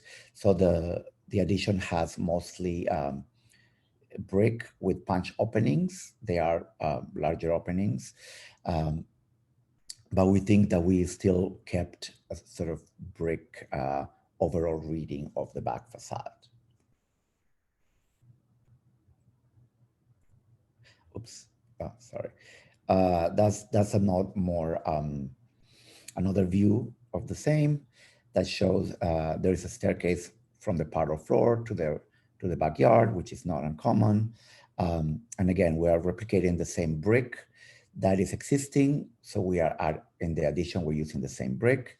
We are hoping to even use the reclaimed brick from the demolition of the existing facade, or at least match it as close as possible. The new windows are steel with some mullions. We wanted to keep the balance between modern and historical. So they are definitely modern windows. It has some mullions, which we think are respectful of the scale of the surrounding area. And the fence is an Ipe fence. And then the last slide shows the penthouse addition. Like I said, it is not visible from 94th Street nor from 93rd Street either. And you can see there the tall mansard parapet, I guess, on the front facade, as well as the back. And that's it. Okay, thank you for the presentation. Commissioners, do we have any questions? All right, not seeing any hands raised. We'll see if we have any public testimony. If there's anyone from the public who'd like to speak, please raise your hand and we'll call you one at a time. And I'll turn it over to Lisa now. Okay, we'll start with Reverend Kay Carpin. And Reverend Carpin, I've unmuted you. You should be ready to go. Okay, great. Thank you. All right, briefly, the Community Board 7 did not approve this application by a narrow vote of 16 to 14 with 7 abstentions. I think the Preservation Committee, I'm the co-chair again of the Preservation Committee, felt nobody had any problems with the rooftop addition as far as I can recall. The problem is the rear yard in a block that already has considerable incursion on the rear yards, the donut of this block, because of Columbia Grammar and Columbia Prep. I guess our committee felt like, well, it's already damage already done, and this compared to that is pretty reasonable. The full board balked at that, and so they voted to not approve this because of the size of the rear yard addition. Okay. Thank you. Thank you. Okay, thank you.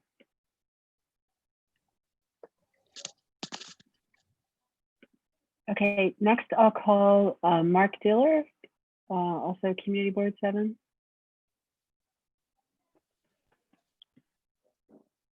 And good afternoon, Commissioners. Mark Diller, I'm the Chair of Community Board 7. I thank my colleague Kay Carpin for presenting the failed resolution in effect. If I may, this application has changed since we saw it, and for the better.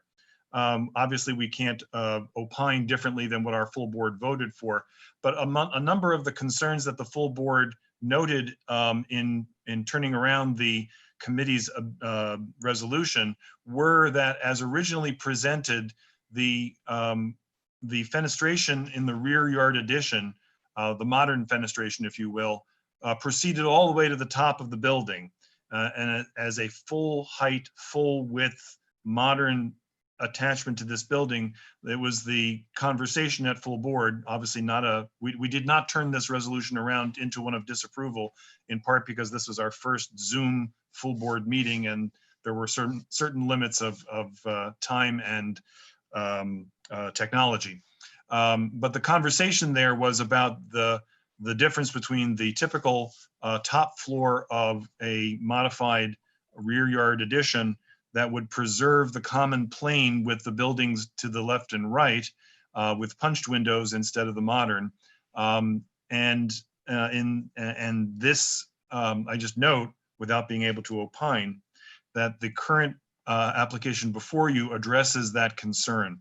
I will echo what my colleague Kay said about the rooftop addition. We were particularly, the conversation both at full board and at the committee focused on the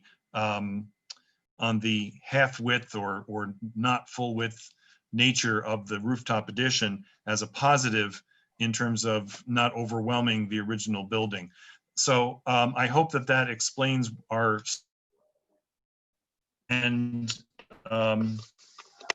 our somewhat unusual vote and the context of this resolution. I thank you for your time. Thank you. That was helpful. okay, thank you, Mark.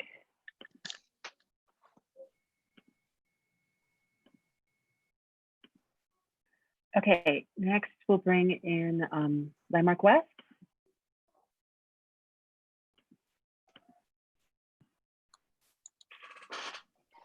Good afternoon, Commissioners. Sean Khorsandi for Landmark West.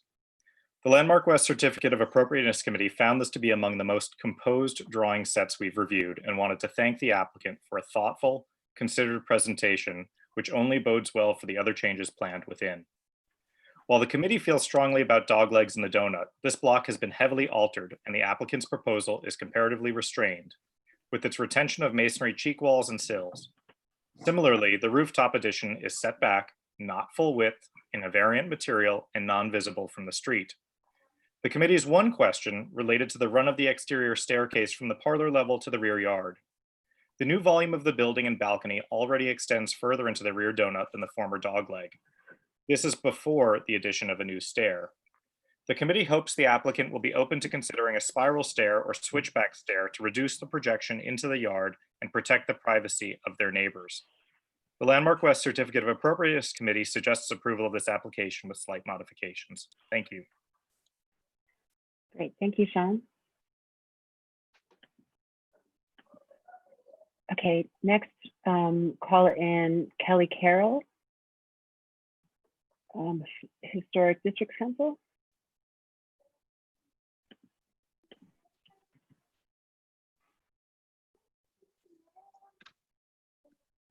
Kelly, you should be ready. Yeah, I'm just trying to minimize my screen so I can read my testimony because Zoom likes to take over the whole screen. Okay, Kelly Carroll for Historic Districts Council. The proposed rear yard addition will be the first residential full-width 3-story extension in this row of homes who all retain their original Ls. HDC suggests preserving some of this historic rhythm and volume by either dropping a 3rd story or building an additional story atop the existing L to preserve the width. Thank you. Great, thank you, Kelly. Okay, and then next we have Darnley Stewart.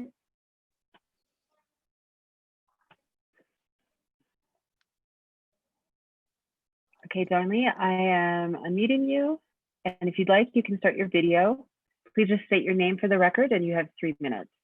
Hi there. My name is Darnley Stewart. I'm president of the 9G Cooperative, which is a cooperative building on 93rd Street between Columbus and Central Park West.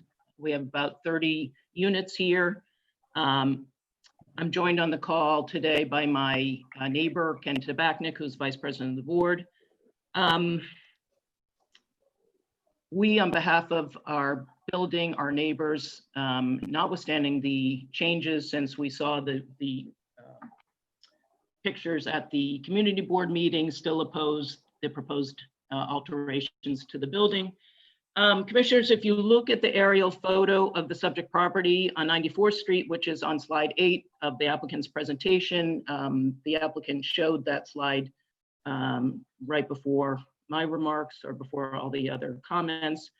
You'll see that our neighbors whose apartments are on the north side of the building are directly across from the property in question. In fact, I can look out my window right now and see it. And you'll see in that aerial photograph, it's slide 8, the narrow urban yard between our building and the backs of the traditional row houses across from us. This is our common, this is a common garden that our building created and enjoys. And you can see that the skylights of some of our neighbors and the balconies of our neighbors look directly down on the subject property onto the rooftop and into the yard. We're not architects, so I'll speak as a layperson when I say that even with these changes, since we saw the schematics previously, our objection generally is that the proposed additions to the back and roof of the building are out of character with the surrounding traditional row houses, and the rear of the building will no longer retain the scale and character of a traditional row house.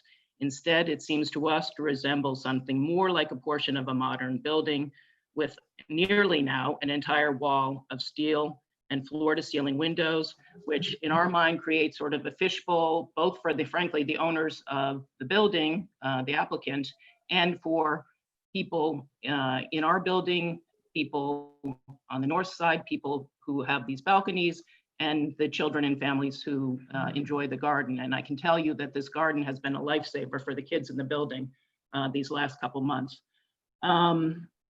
So this is evident if you compare just the rendering of the existing rear facade, which appears at slide 26, with the proposed rendering of the alterations, which appears at slide 27. You can just see that the character of the building will completely change from a traditional row house into a modern building with windows that are much larger than what's currently in the building, and which will look, that fence is the back of our, faces right directly onto our common garden. So I noticed, I know that Reverend Carpin mentioned it and Landmark West representative mentioned it, but Stanley, I'm sorry, if your 3 minutes are up, if you could just wrap up. Oh, sure. The neighborhood has been heavily altered by the incursion of Columbia Prep and Columbia Grammar, and the interest of our neighbors and our neighborhood is that no further incursion occur. Okay, thank you very much. Okay, we have one more person with their hand up who also signed up to speak, which is Ken Tabachnik. And Ken, I'm unmuting you, and if you'd like, you can start your video. Please just state your name for the record, and you have 3 minutes. Thank you. Good. Can you hear me? Yes. Okay, great. Thank you. And good afternoon, commissioners. Thank you for the opportunity to address this proposal. I won't go into a lot of detail because my colleague, sorry, did I introduce myself? I'm Ken Tabatchnik, and I'm the vice president of the 9G Cooperative. As my colleague, Ms. Stewart, indicated, most of our concerns, I just want to emphasize that as Reverend Carpin indicated and Ms. Stewart indicated, there's been quite a lot of construction and change on the 94th, 93rd, 92nd Street block over the past decade or 15 years because of Columbia Grammar's extension or expansion. There's been construction at the west end of the block, building out to the property line, which I know is not a landmarks issue. So we're very interested in retaining the existing urban character. And we think that this is really quite a large incursion into it. The main sort of objections or concerns we have, as Ms. Stewart mentioned, is the fenestration on the materials on the rear addition are not in keeping with the unique urban sort of yard nature of the traditional townhouses. And then, of course, the last thing is that, as my colleague also indicated, we feel that this will impact greatly on the experience of our cooperators who face the building in terms of their privacy and living experience. And I think with that, I will close and say thank you for your time. Great. Thank you very much for your testimony. And I do not see anybody else with their hand raised. I think we're good. Okay, thank you. Rich, do we have any written testimony that has not already been presented? Nothing that hasn't already been presented. Okay, thank you. Okay, so now I'd like to turn to the applicant and ask if you'd like to respond to some of the comments that have been made. I know you have largely support from Landmark West, and I think that the Preservation Committee of the Community Board, although not the full committee, but we've heard that you've addressed some of their concerns. And but then there have been issues raised by neighbors. So if you could address those, that would be great. Yes. Well, first we did get an approval from CB7 on April 7th, and I was a little bit confused by one of the commenters because I have an email here from them. They dated April 7th, and the vote was 15 in favor, 14 against, 7 abstentions. Yeah, I think what happened, the Preservation Committee, subcommittee approved it, but then the full board disapproved it, largely because of the glazing at the rear facade, which you've addressed by reducing the amount of glazing and adding brick spandrels in between. Right. Yeah, that's what I wanted to clarify, that since that was presented, we have addressed a lot of the concerns, and we hope that this is an acceptable proposal. We do think that yes, it is an addition, but we think that it's a nice aesthetic addition to this building. It's something that is not unpleasant to look at, we'll be happy to work with the staff on the stair issue. That's something that we had not heard before, but we can certainly study that. Okay, yeah, I think Landmark West suggested a spiral stair. I believe your deck or balcony aligns with the neighboring addition, but it's the stair that projects. Okay, Commissioner Jefferson, do you have a question? Yes, I had a question about the stair in the donut. Are there any other buildings with a stair like that, or it's only your building? Because I only got partial view of the donut. Perhaps if you go to the view looking down, I just wanted to make sure that, to see if other buildings had that extensive a stair coming down from the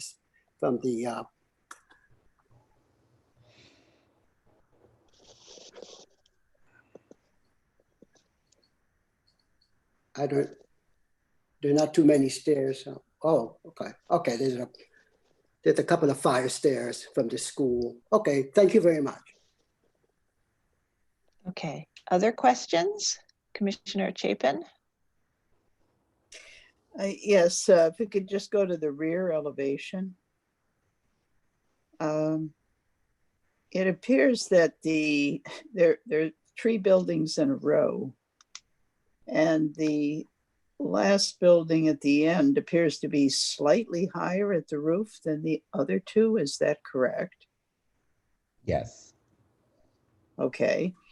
And on the 3 buildings at the end there, the 3rd floor windows seem to match up and be very similar in the 1st floor, 2nd floor.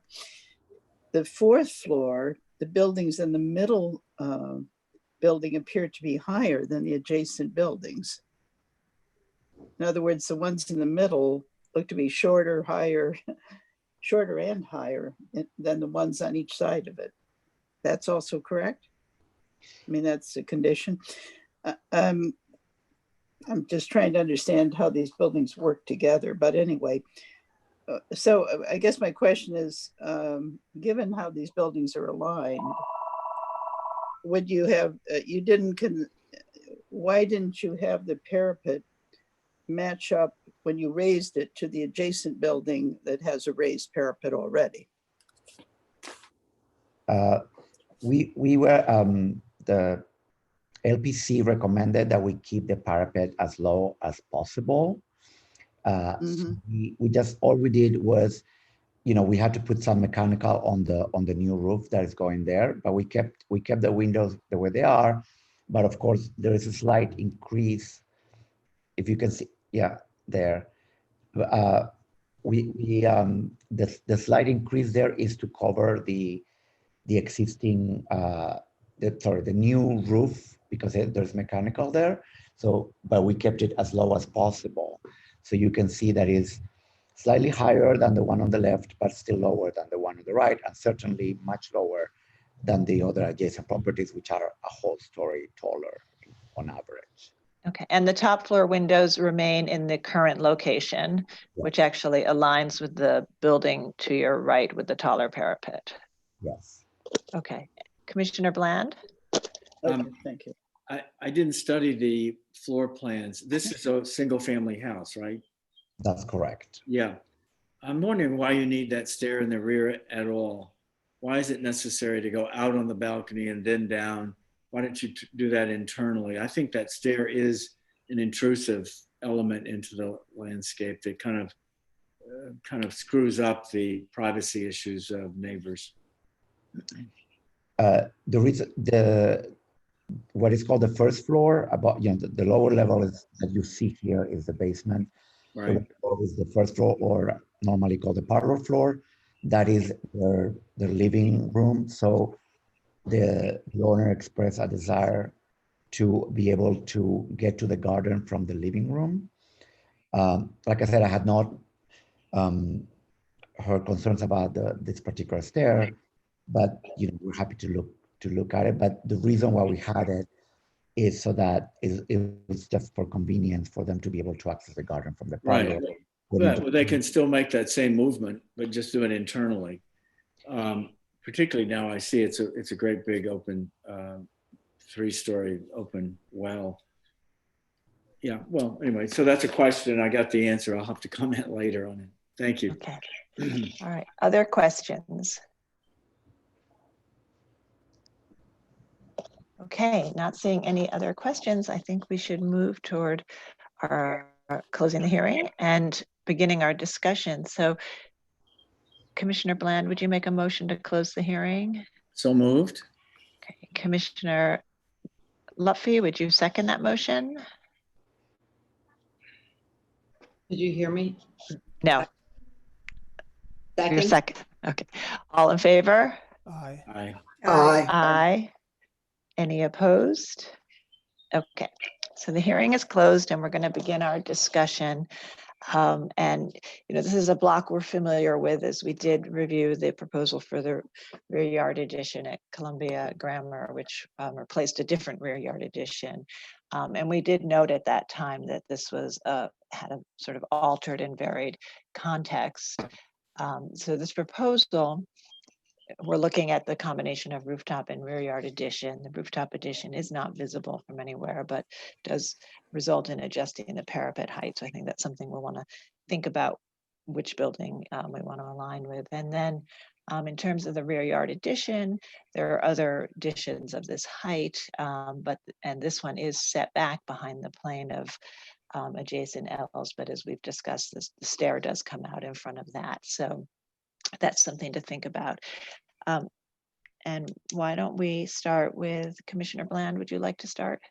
Sure. I think I'm fine with it as presented, except for that stair. And frankly, it may be this drawing that is making the stair so clearly inappropriate. Had we not seen the drawing, I'm not sure we would have picked this up. But yeah, I just think the stair either should be, I think it should be eliminated myself and just make that movement internally within a grand living space. That's what I think. Okay. Otherwise, okay. Okay. Commissioner Lutfi? So I think overall, this project is absolutely fine. You know, it's not different in many ways from projects that we approve all over the place.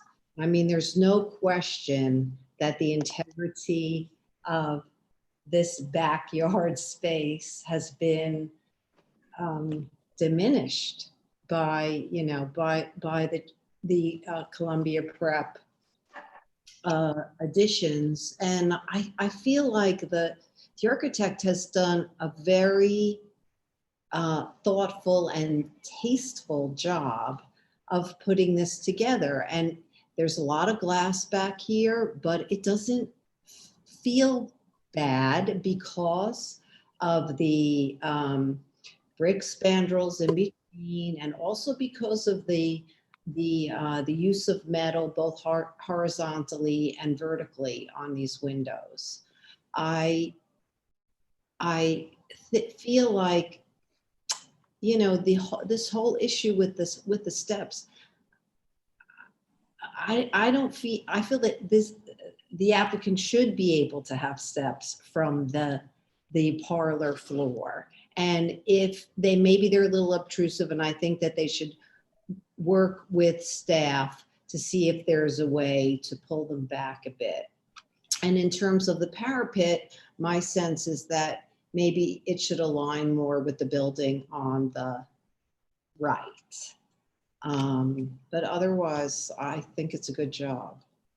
Okay, thank you. Commissioner Jefferson?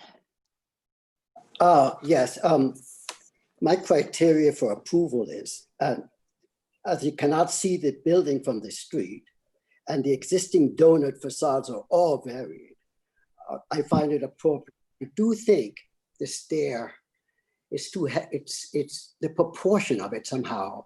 Maybe it's the drawing, as Commissioner Bland said, but it probably better removed and use the interior stairs for access to the backyard. Okay. Commissioner Gustafson? I agree with Commissioner Bland entirely. Okay. Commissioner Shamir Barron? Yes, I agree as well. It's the stair that's, I think, draws the most attention to itself. The glazing on the rear is something that we've approved before and I support. I think I might also have, despite the fact that it's not visible, some problem with, and it might be the representation, with the roof, the glazing on the roof and its sort of full wall height. That just feels wrong, even if no one can see it unless other people are on the roof. So I would propose some modification of that, and a stair is possible, but and in terms of the rear yard, but perhaps hugged up against the building itself in the form of a spiral. Thank you. Okay. Commissioner Holford Smith? I agree with a lot of the comments that have already been said. I agree that that stair down to the garden seems to be overwhelming. So if they could work to make it spiral or some kind of a switchback stair, I think that would be okay. And if that doesn't work, then I would be fine with eliminating it. I also think that the addition, the rooftop parapet wall should be set back from the original roof line so that the roof line of the original building can read more legibly. Okay. Commissioner Chapin? Yes, I agree with the other commissioners. I think on this, in general, this is very much like projects we've approved, and I find it approvable. And I think it would be improved by the removal of the stairs or moving them indoors rather, or failing that, bringing them closer to, having it closer to the building. But I think a simple solution would be just to have an interior stair. Okay, but you would be okay with modifying it as well to bring it tighter to the building? Is that true? Yeah. Okay. I'd have to imagine, I was thinking of it sideways rather, maybe, or something. Sideways or spiral. And the only reason I'm sort of pushing it is because I think that, you know, decks from above the basement level from the parlor floor are often something we can approve at staff level anyway. So while we're looking at this, I thought, given that maybe there's a way to improve this beyond what might have otherwise been approved at staff level. Okay. Commissioner Goldblum? I'm okay with the stair, actually. I think that the applicant suffers because the drawing is taken from this particular vantage point. I think that we've approved lots of stairs like this. Although if everyone feels that want to change it or remove it, I certainly would not object to that. The only comment I have is I think the parapet should either stay as it is with a setback or match the building to the right, as Jeannie suggested. And the one comment that I do feel somewhat strongly about is I think that the use of a thin brick for much of this is not appropriate. We try to, as a rule, avoid using thin brick. It's a relatively impermanent material, and for a landmark building or landmark district building, it's best to try to stick with historically appropriate materials. Okay. Commissioner Devonshire? I'm okay with the rear stair. I agree. I think it's a depiction that messes it up. I'm also not in favor of the thin brick. Okay. And Commissioner Chen? Yeah, I agree with most of the comments. I agree the thin brick may not sustain or last long. And if there's support for aligning the top of the building with adjustment for the parapet, I can go for that. I do agree that the stair is somewhat too bulky and maybe too prominent, and maybe it's because of the rendering or the way it is illustrated, but I leave it up to the majority to decide. Okay, and on the parapet, your comment was to align with one or the other, or either one? Yeah, Commissioner Harold Smith made a comment, either you want to tuck it in, or there was an earlier comment about aligning, I think it was Lufty, right. Commissioner Lufty, with aligning with the building on the right hand. Okay, either way, but right now it's kind of neither. It's just sort of in between. Okay. All right, so I think that what we have is a consensus to approve the rooftop and rear yard addition in terms of height and size and design, but that we recommend a modification that the parapet align with either the buildings to the left or the building to the right, but pick one, and that the stair be reduced and pulled in either by doing a spiral stair or switchback, or doing it internally. But I think we have enough votes for doing a stair that's pulled in, which I think would be more consistent with what our rules would allow. So with that, I think We get the thin brick thing in there, you think? and the thin, I think we should, the material should be restudied in consultation with the staff to be consistent with the context, is how we'll do that. So I'll go ahead and do that motion since there's a few tweaks here. Okay, this is an application for a certificate of appropriateness, Borough of Manhattan, docket number, sorry, I've got the wrong one up. Docket number LPC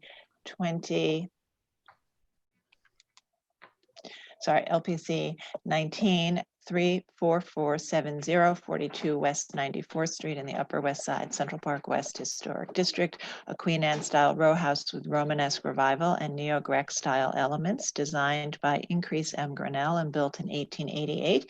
This is an application to construct rooftop and rear yard additions, and I note that the building style, scale, materials, and details are among the features that contribute to the special architectural and historic character of the Upper West Side, Central Park West Historic District. I recommend approval with modifications that the proposed work will not damage or eliminate any significant architectural features, that the rooftop and rear yard additions will not be visible from any public thoroughfare, that the cumulative effect of the added volume of the rooftop addition combined with the rear yard addition will not overwhelm the building or surrounding buildings, that the proposed rooftop addition will be set back from the front and rear facades, thereby helping to maintain a sense of the building's original massing, that the design and materiality of the rooftop addition featuring standing seam metal cladding and punched window and door openings will be in keeping with the variety of materials found at rooftop accretions within the historic district, that the proposed rear yard addition will be consistent with the projection of existing rear additions within the block and therefore will not eliminate a rear yard or detract from the central green space, that the plane and fenestration pattern of the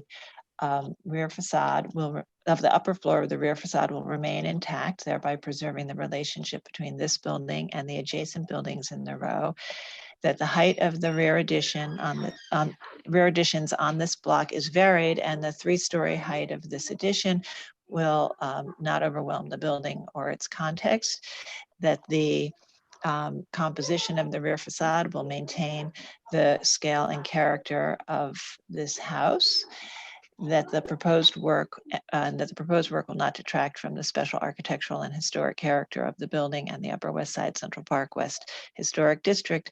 However, I find that the parapet height is neither relating to the two buildings to the right or the building to the left, one building to the right or the two buildings to the left, and creates a disruption in a otherwise uniform row, and that the projection of the stair into the rear yard is excessive and could be restudied, and that the thin brick material is not consistent with materials found within this context, and therefore I recommend that the parapet align with either the building to the right or the building to the left, that the stair be restudied in consultation with the staff to pull it in closer to the facade. And finally, that the applicants revisit the materials in consultation with the staff to better relate to the context. And Commissioner Lutfi, would you second that motion? Second. Okay, Rich, will you call the vote? Yes, and I apologize. The one train seems to go right by every single time we call for a vote.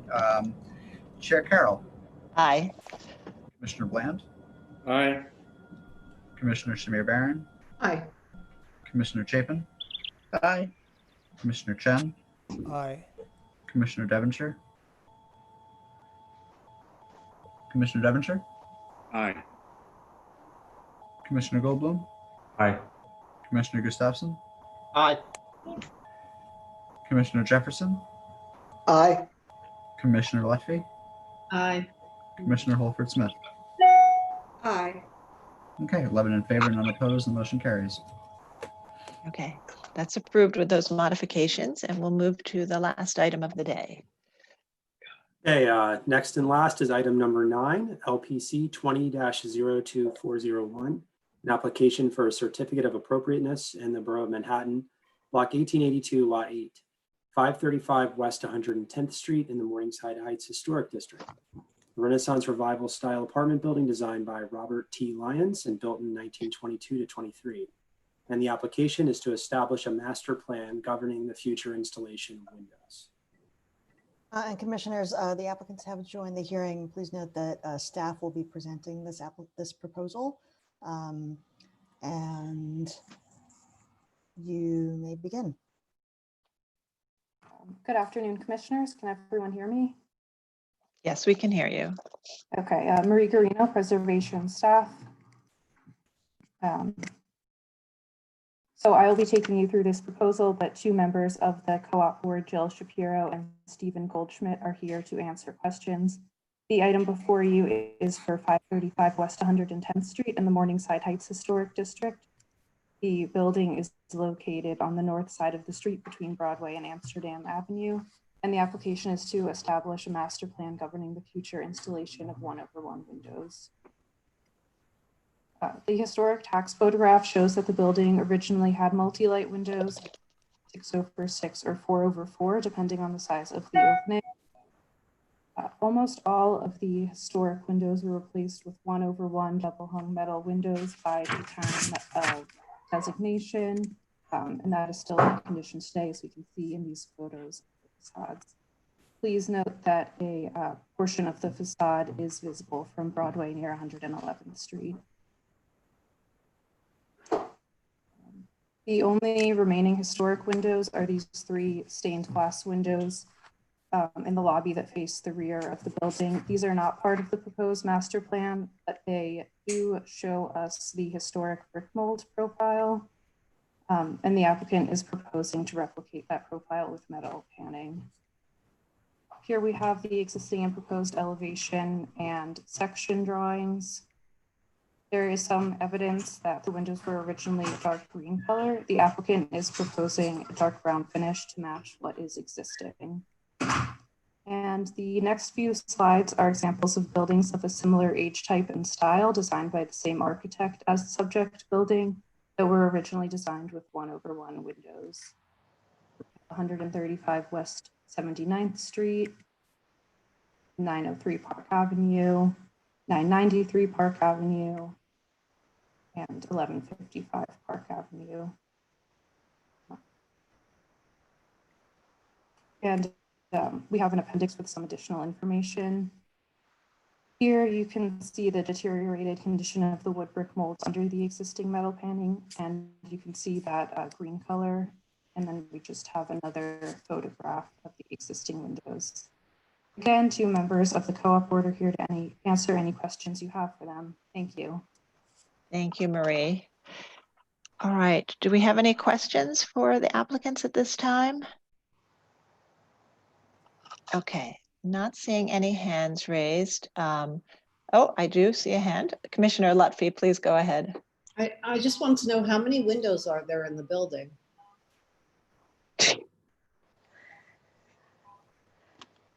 You know, I don't even, can you hear me? Yes. Sorry. Honestly, Could you also just state your name for the record? Yes, hi, I'm Jill Shapiro and I'm the board president, and I'm here with Stephen Goldschmidt, who's also on the board. I don't know how many windows are actually in the building. We have about 100, we have 139 units, but because of combined units, the actual number of units is lower than 139. So I'm sorry, I don't know the answer to that question, the exact number of windows. Hi, this is Steve Goldschmidt, but all of the residential windows are a uniform 1/1 configuration at the present time. And they were so prior to designation. May I add another comment? Of course. I just wanted to bring it to your attention that prior to designation and obviously after, whenever where original details and architectural features were in trouble, we endeavored to replace them and improve them or restore them instead of destroy them. For example, we had an 8-foot piece of our cornice fall off the building some time back, and one of the options presented to us, a very less expensive option, was to just get rid of the rest of the cornice and build up the parapet wall, which we did not do. We chose the more expensive route, but to preserve the gorgeous cornice of this building, which is stunning. Same with our interior vestibule ceiling. We had a leak and there was considerable damage, but it's a stunning ceiling we opted to have, instead of just plaster over the entire thing, we did have a plaster restoration company come and take molds, and we've restored that ceiling. It's gorgeous. We did that in 2014. So we care about what the building looks like, and therefore we would like to maintain the uniformity of the exterior of the building. Right, and if I may add, we provided a letter to Ms. Corino from the former owner of the building, who acquired the building in 1978, and upon its acquisition began the process of replacing the windows. So what is here in the building has been there for nigh on to 40 years already. So unlike the other presentations which we've been watching on YouTube until our time came up, we're not looking to seek approval to add anything or change anything, just to maintain what has been there for well over 40 years so far. Thank you. Okay, thank you.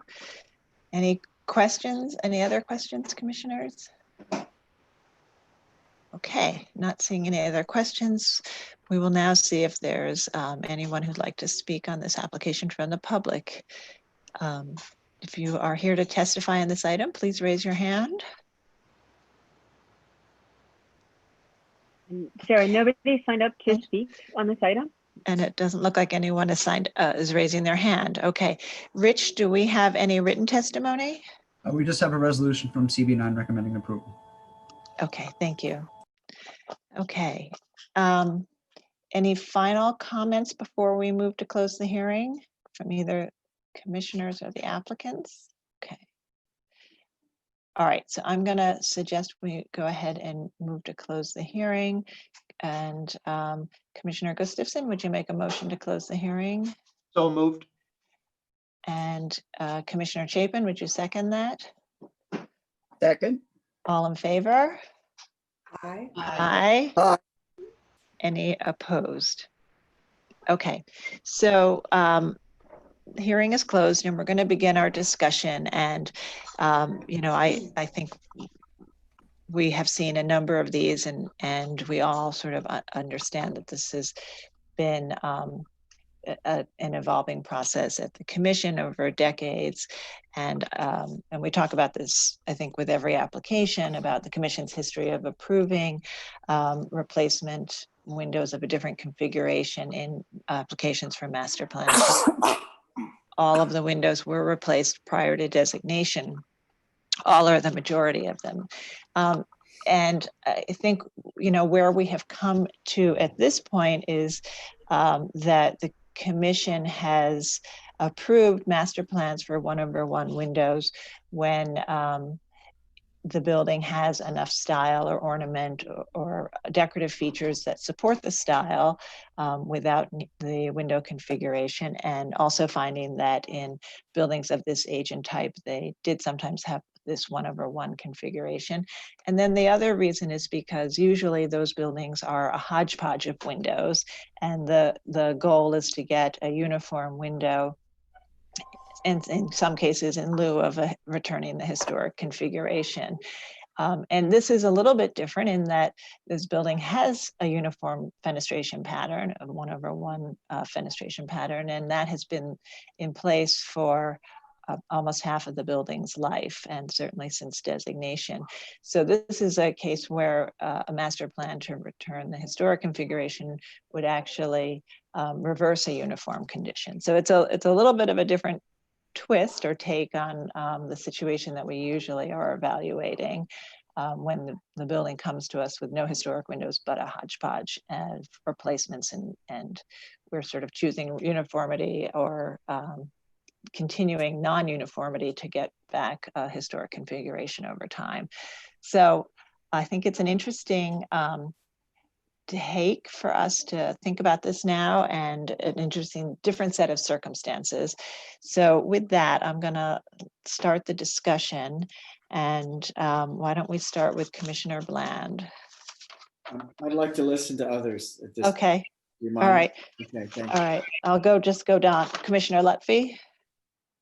I'm sorry for starting with me because I always feel like on these things, I'm the lone voice. And, you know, I do feel that this is a situation where no matter what the building was, it's now 100% 1/1. And it's consistent, which is unbelievable. And not only that, the building wants to maintain consistency. The reason why these windows, one of the reasons why these windows, and I can speak to this as a board member of a co-op that is doing a window master plan right now. And because of real estate, the reason why these windows are always up here for so long and don't get changed is because it's a very expensive proposition. I'm laying that out because what that means is that, you know, buildings generally don't change their windows all at once. They develop a master plan so that the shareholders have a guideline for them to use, and it makes it easier for them and for us to change the windows over time. So I am in favor of this particular proposal because should we go back, it would take a lifetime or more to go back to the windows as they were before, prior to designation, well prior to designation. So I'm in favor. Okay, all right, and we'll go right around to Commissioner Jefferson. I'm in favor, but I also am quite surprised how they decided to keep that wonderful shadow detail rather than just avoiding a nice detail like that. So I'm in favor. Okay. Commissioner Gustafson. Well, somebody's got to start this. I'm not in favor, and you know, for me, it's forever right or forever wrong, and maybe I plan on living longer than Commissioner Lutfi. I think that the I don't mind the I would recommend that there be a multi-light configuration at the top and over one single pane at the bottom, it does not disturb me to have that inconsistent for a period of time. I think that these windows are not going to last another 50 years. So over time it will come out, and in particular because I appreciate the cornice, but looking at this particular picture, as you can see, there's not much else going on this building. So I'm not in favor. Okay, Commissioner Shamir Baran. The tough one. I'm typically someone who supports returning the windows to the original configuration. I think, and I'm tending towards that in this case. I think that what's unusual about this building is the length of its facade. I mean, the size, and there is something about that size and the fact that it's, you know, that it's currently it's not just uniform, but it's giantly uniform. So there's something about the scale and the size that sort of allows the windows to read almost smaller or less dominant. It's hard to articulate it. In any event, I think it could actually work for it to remain or to continue to not be multi-light. It's just, I think that the quality of the windows there now are shabby and are and you know, that's what distinguishes or separates this building from a sort of similar building, say 72nd Street or 79th Street, that the quality of the windows. So I'm more about sort of like how, in this case, the quality of the windows, not so much their multi-light configuration. And so maybe we can speak to that a little bit and what it would mean to enhance the quality of the window, even if it were to be non-multi-light and double hung, single pane. Okay, and I think, Corey, do you want to just quickly remind us what the panning, does it recall the brick mold profile? I'm trying to open up the presentation on my laptop while Edith may look for it, but my understanding is that it would improve upon the existing flat panning condition by introducing the small bead detail that is more consistent with the historic profile. Okay. There, you can see that up on the screen right now. Yeah. Commissioner Holford Smith.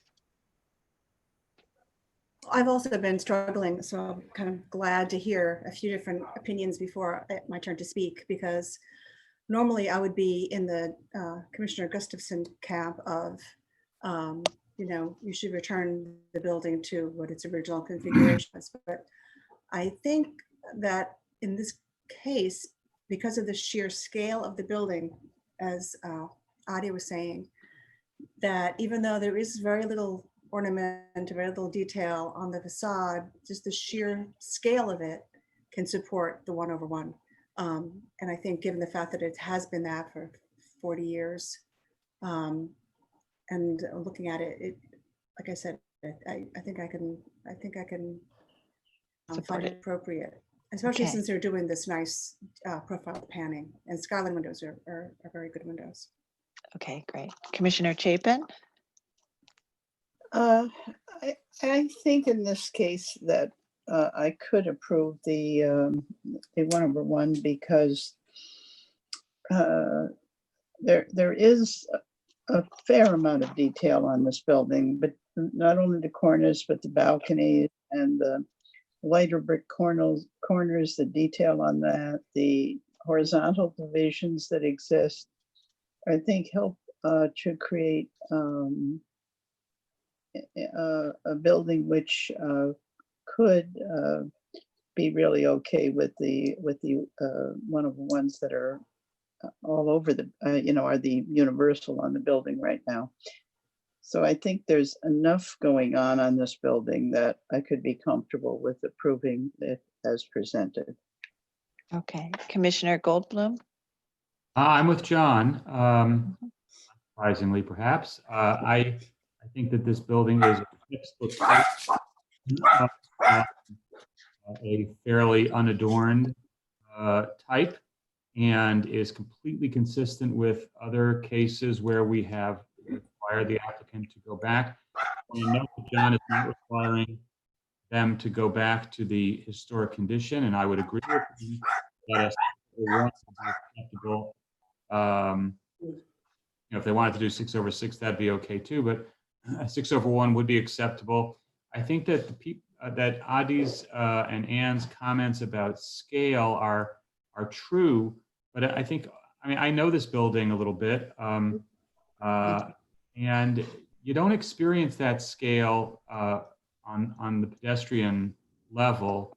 You really feel it as a fabric that you're passing by, and I think that the purpose of requiring buildings to reintegrate this level of detail is because this is the level of detail that the architect integrated into the original design.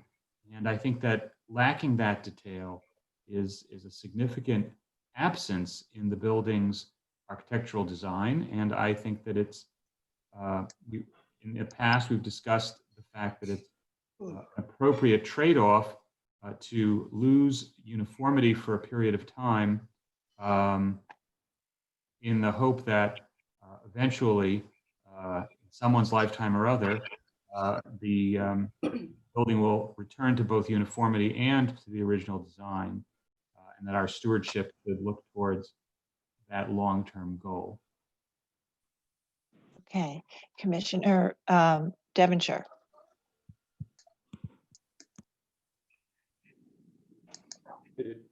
Oops, sorry. Wait, am I muted? Okay, I'm unmuted. Looking at the photograph on the screen right now, it says it all to me, that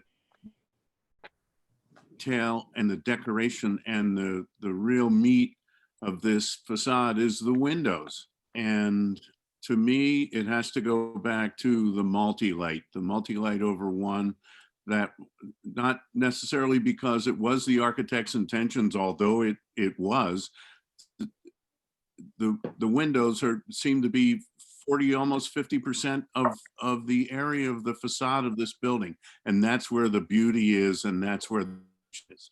And you can just do it, or you can do it right. And if it takes a number of years to have it done right, then that's what we need to do. Okay, and Commissioner Chen.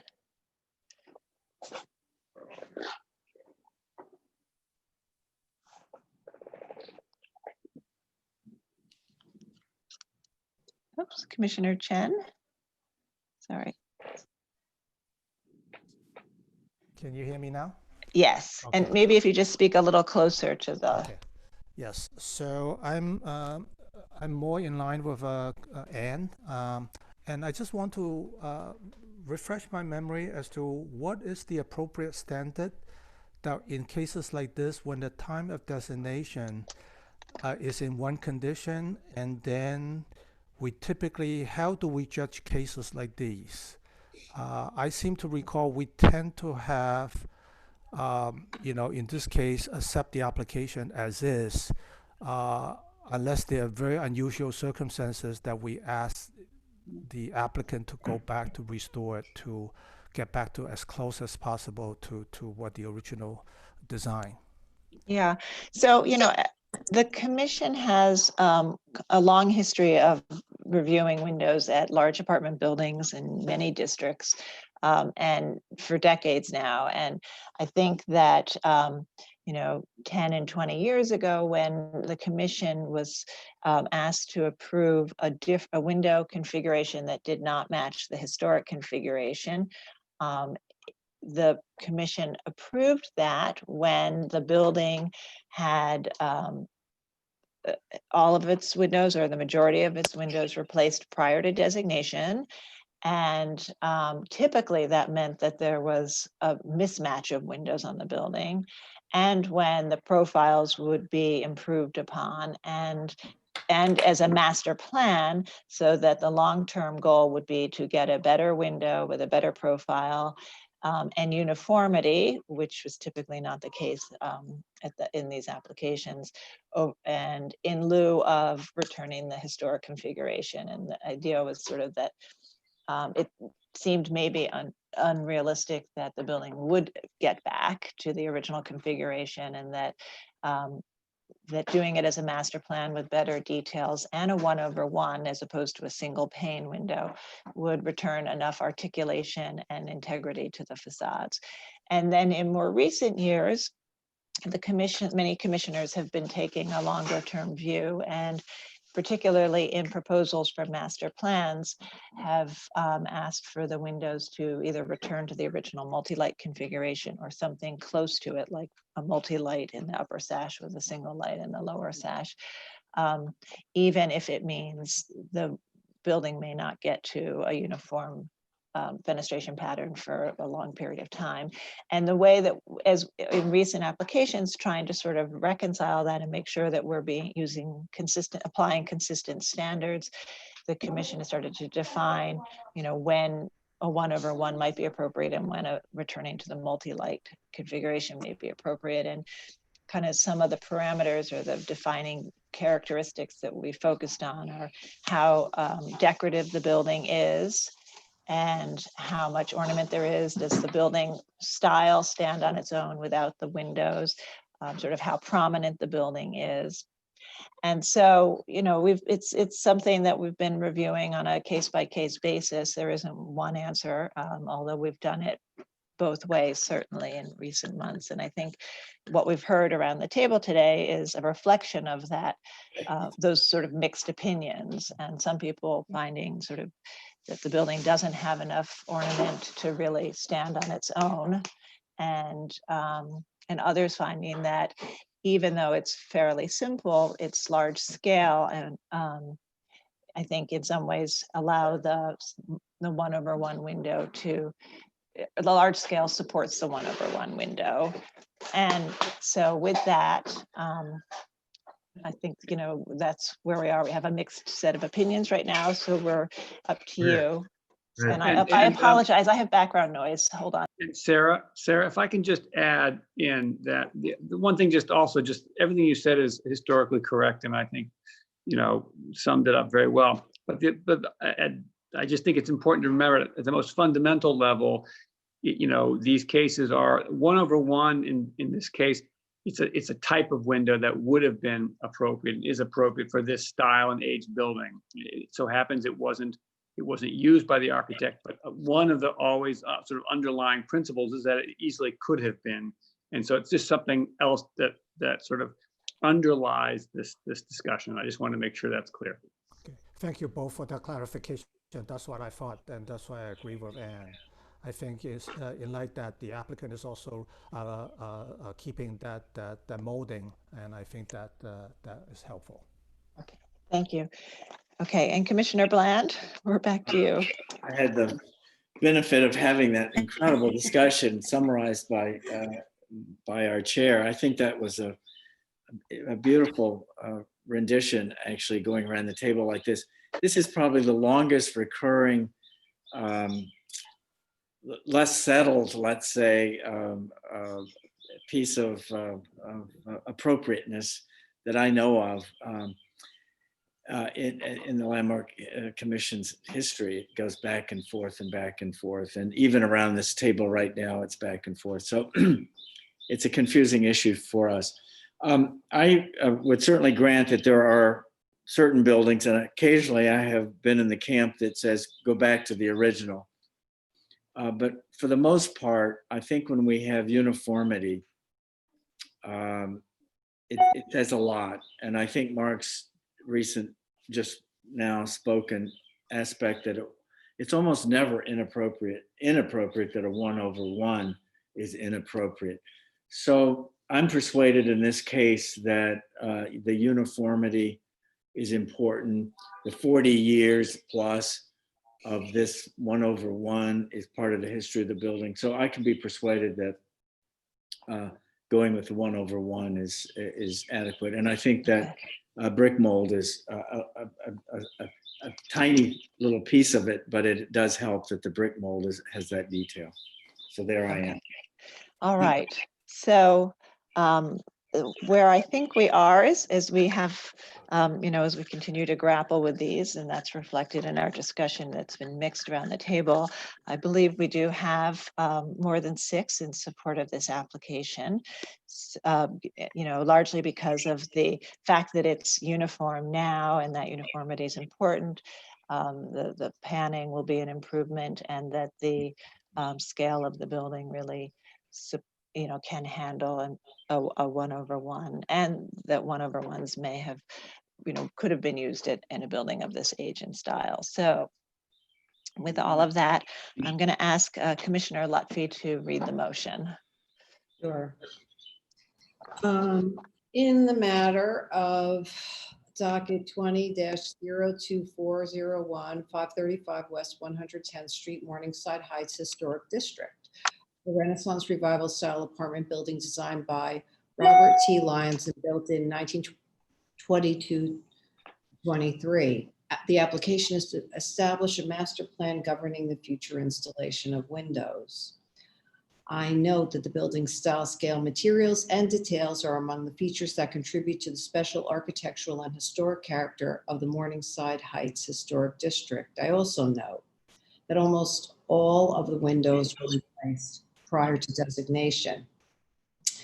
I recommend approval, finding that all of the historic multi-light windows, except for a few stained glass windows at the rear court, which will be retained, were replaced with 1/1 double hung aluminum windows with a brown finish in the early 1980s. Therefore, the building has a consistent 1/1 fenestration for almost 40 years. That the proposed windows will recall the historic windows in terms of operation and details, and will restore the profile brick molds, which are currently concealed by flat panning.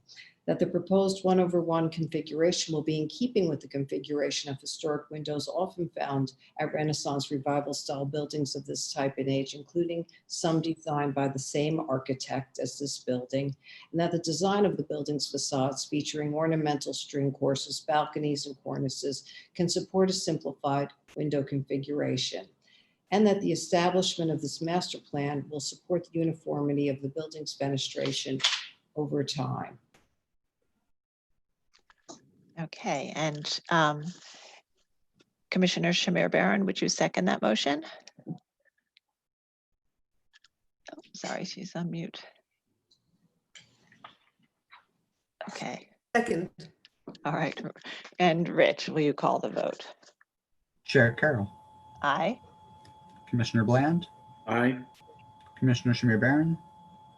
Aye. Commissioner Chapin. Aye. Commissioner Chen. Aye. Commissioner Devonshire. Denied. Commissioner Goldblum. No. Commissioner Gustafson. Nay. Commissioner Jefferson. Aye. Commissioner Leffy. Aye. Commissioner Holford Smith. Aye. Okay, with 8 in favor and 3 opposed, the motion carries. Okay, so that's approved. And that's the end of the day. So thank you, commissioners. Thank you to the public. And thanks to the staff for another great virtual hearing. And we're off next Tuesday, the Tuesday after Memorial Day, and we will see you all on June 2nd.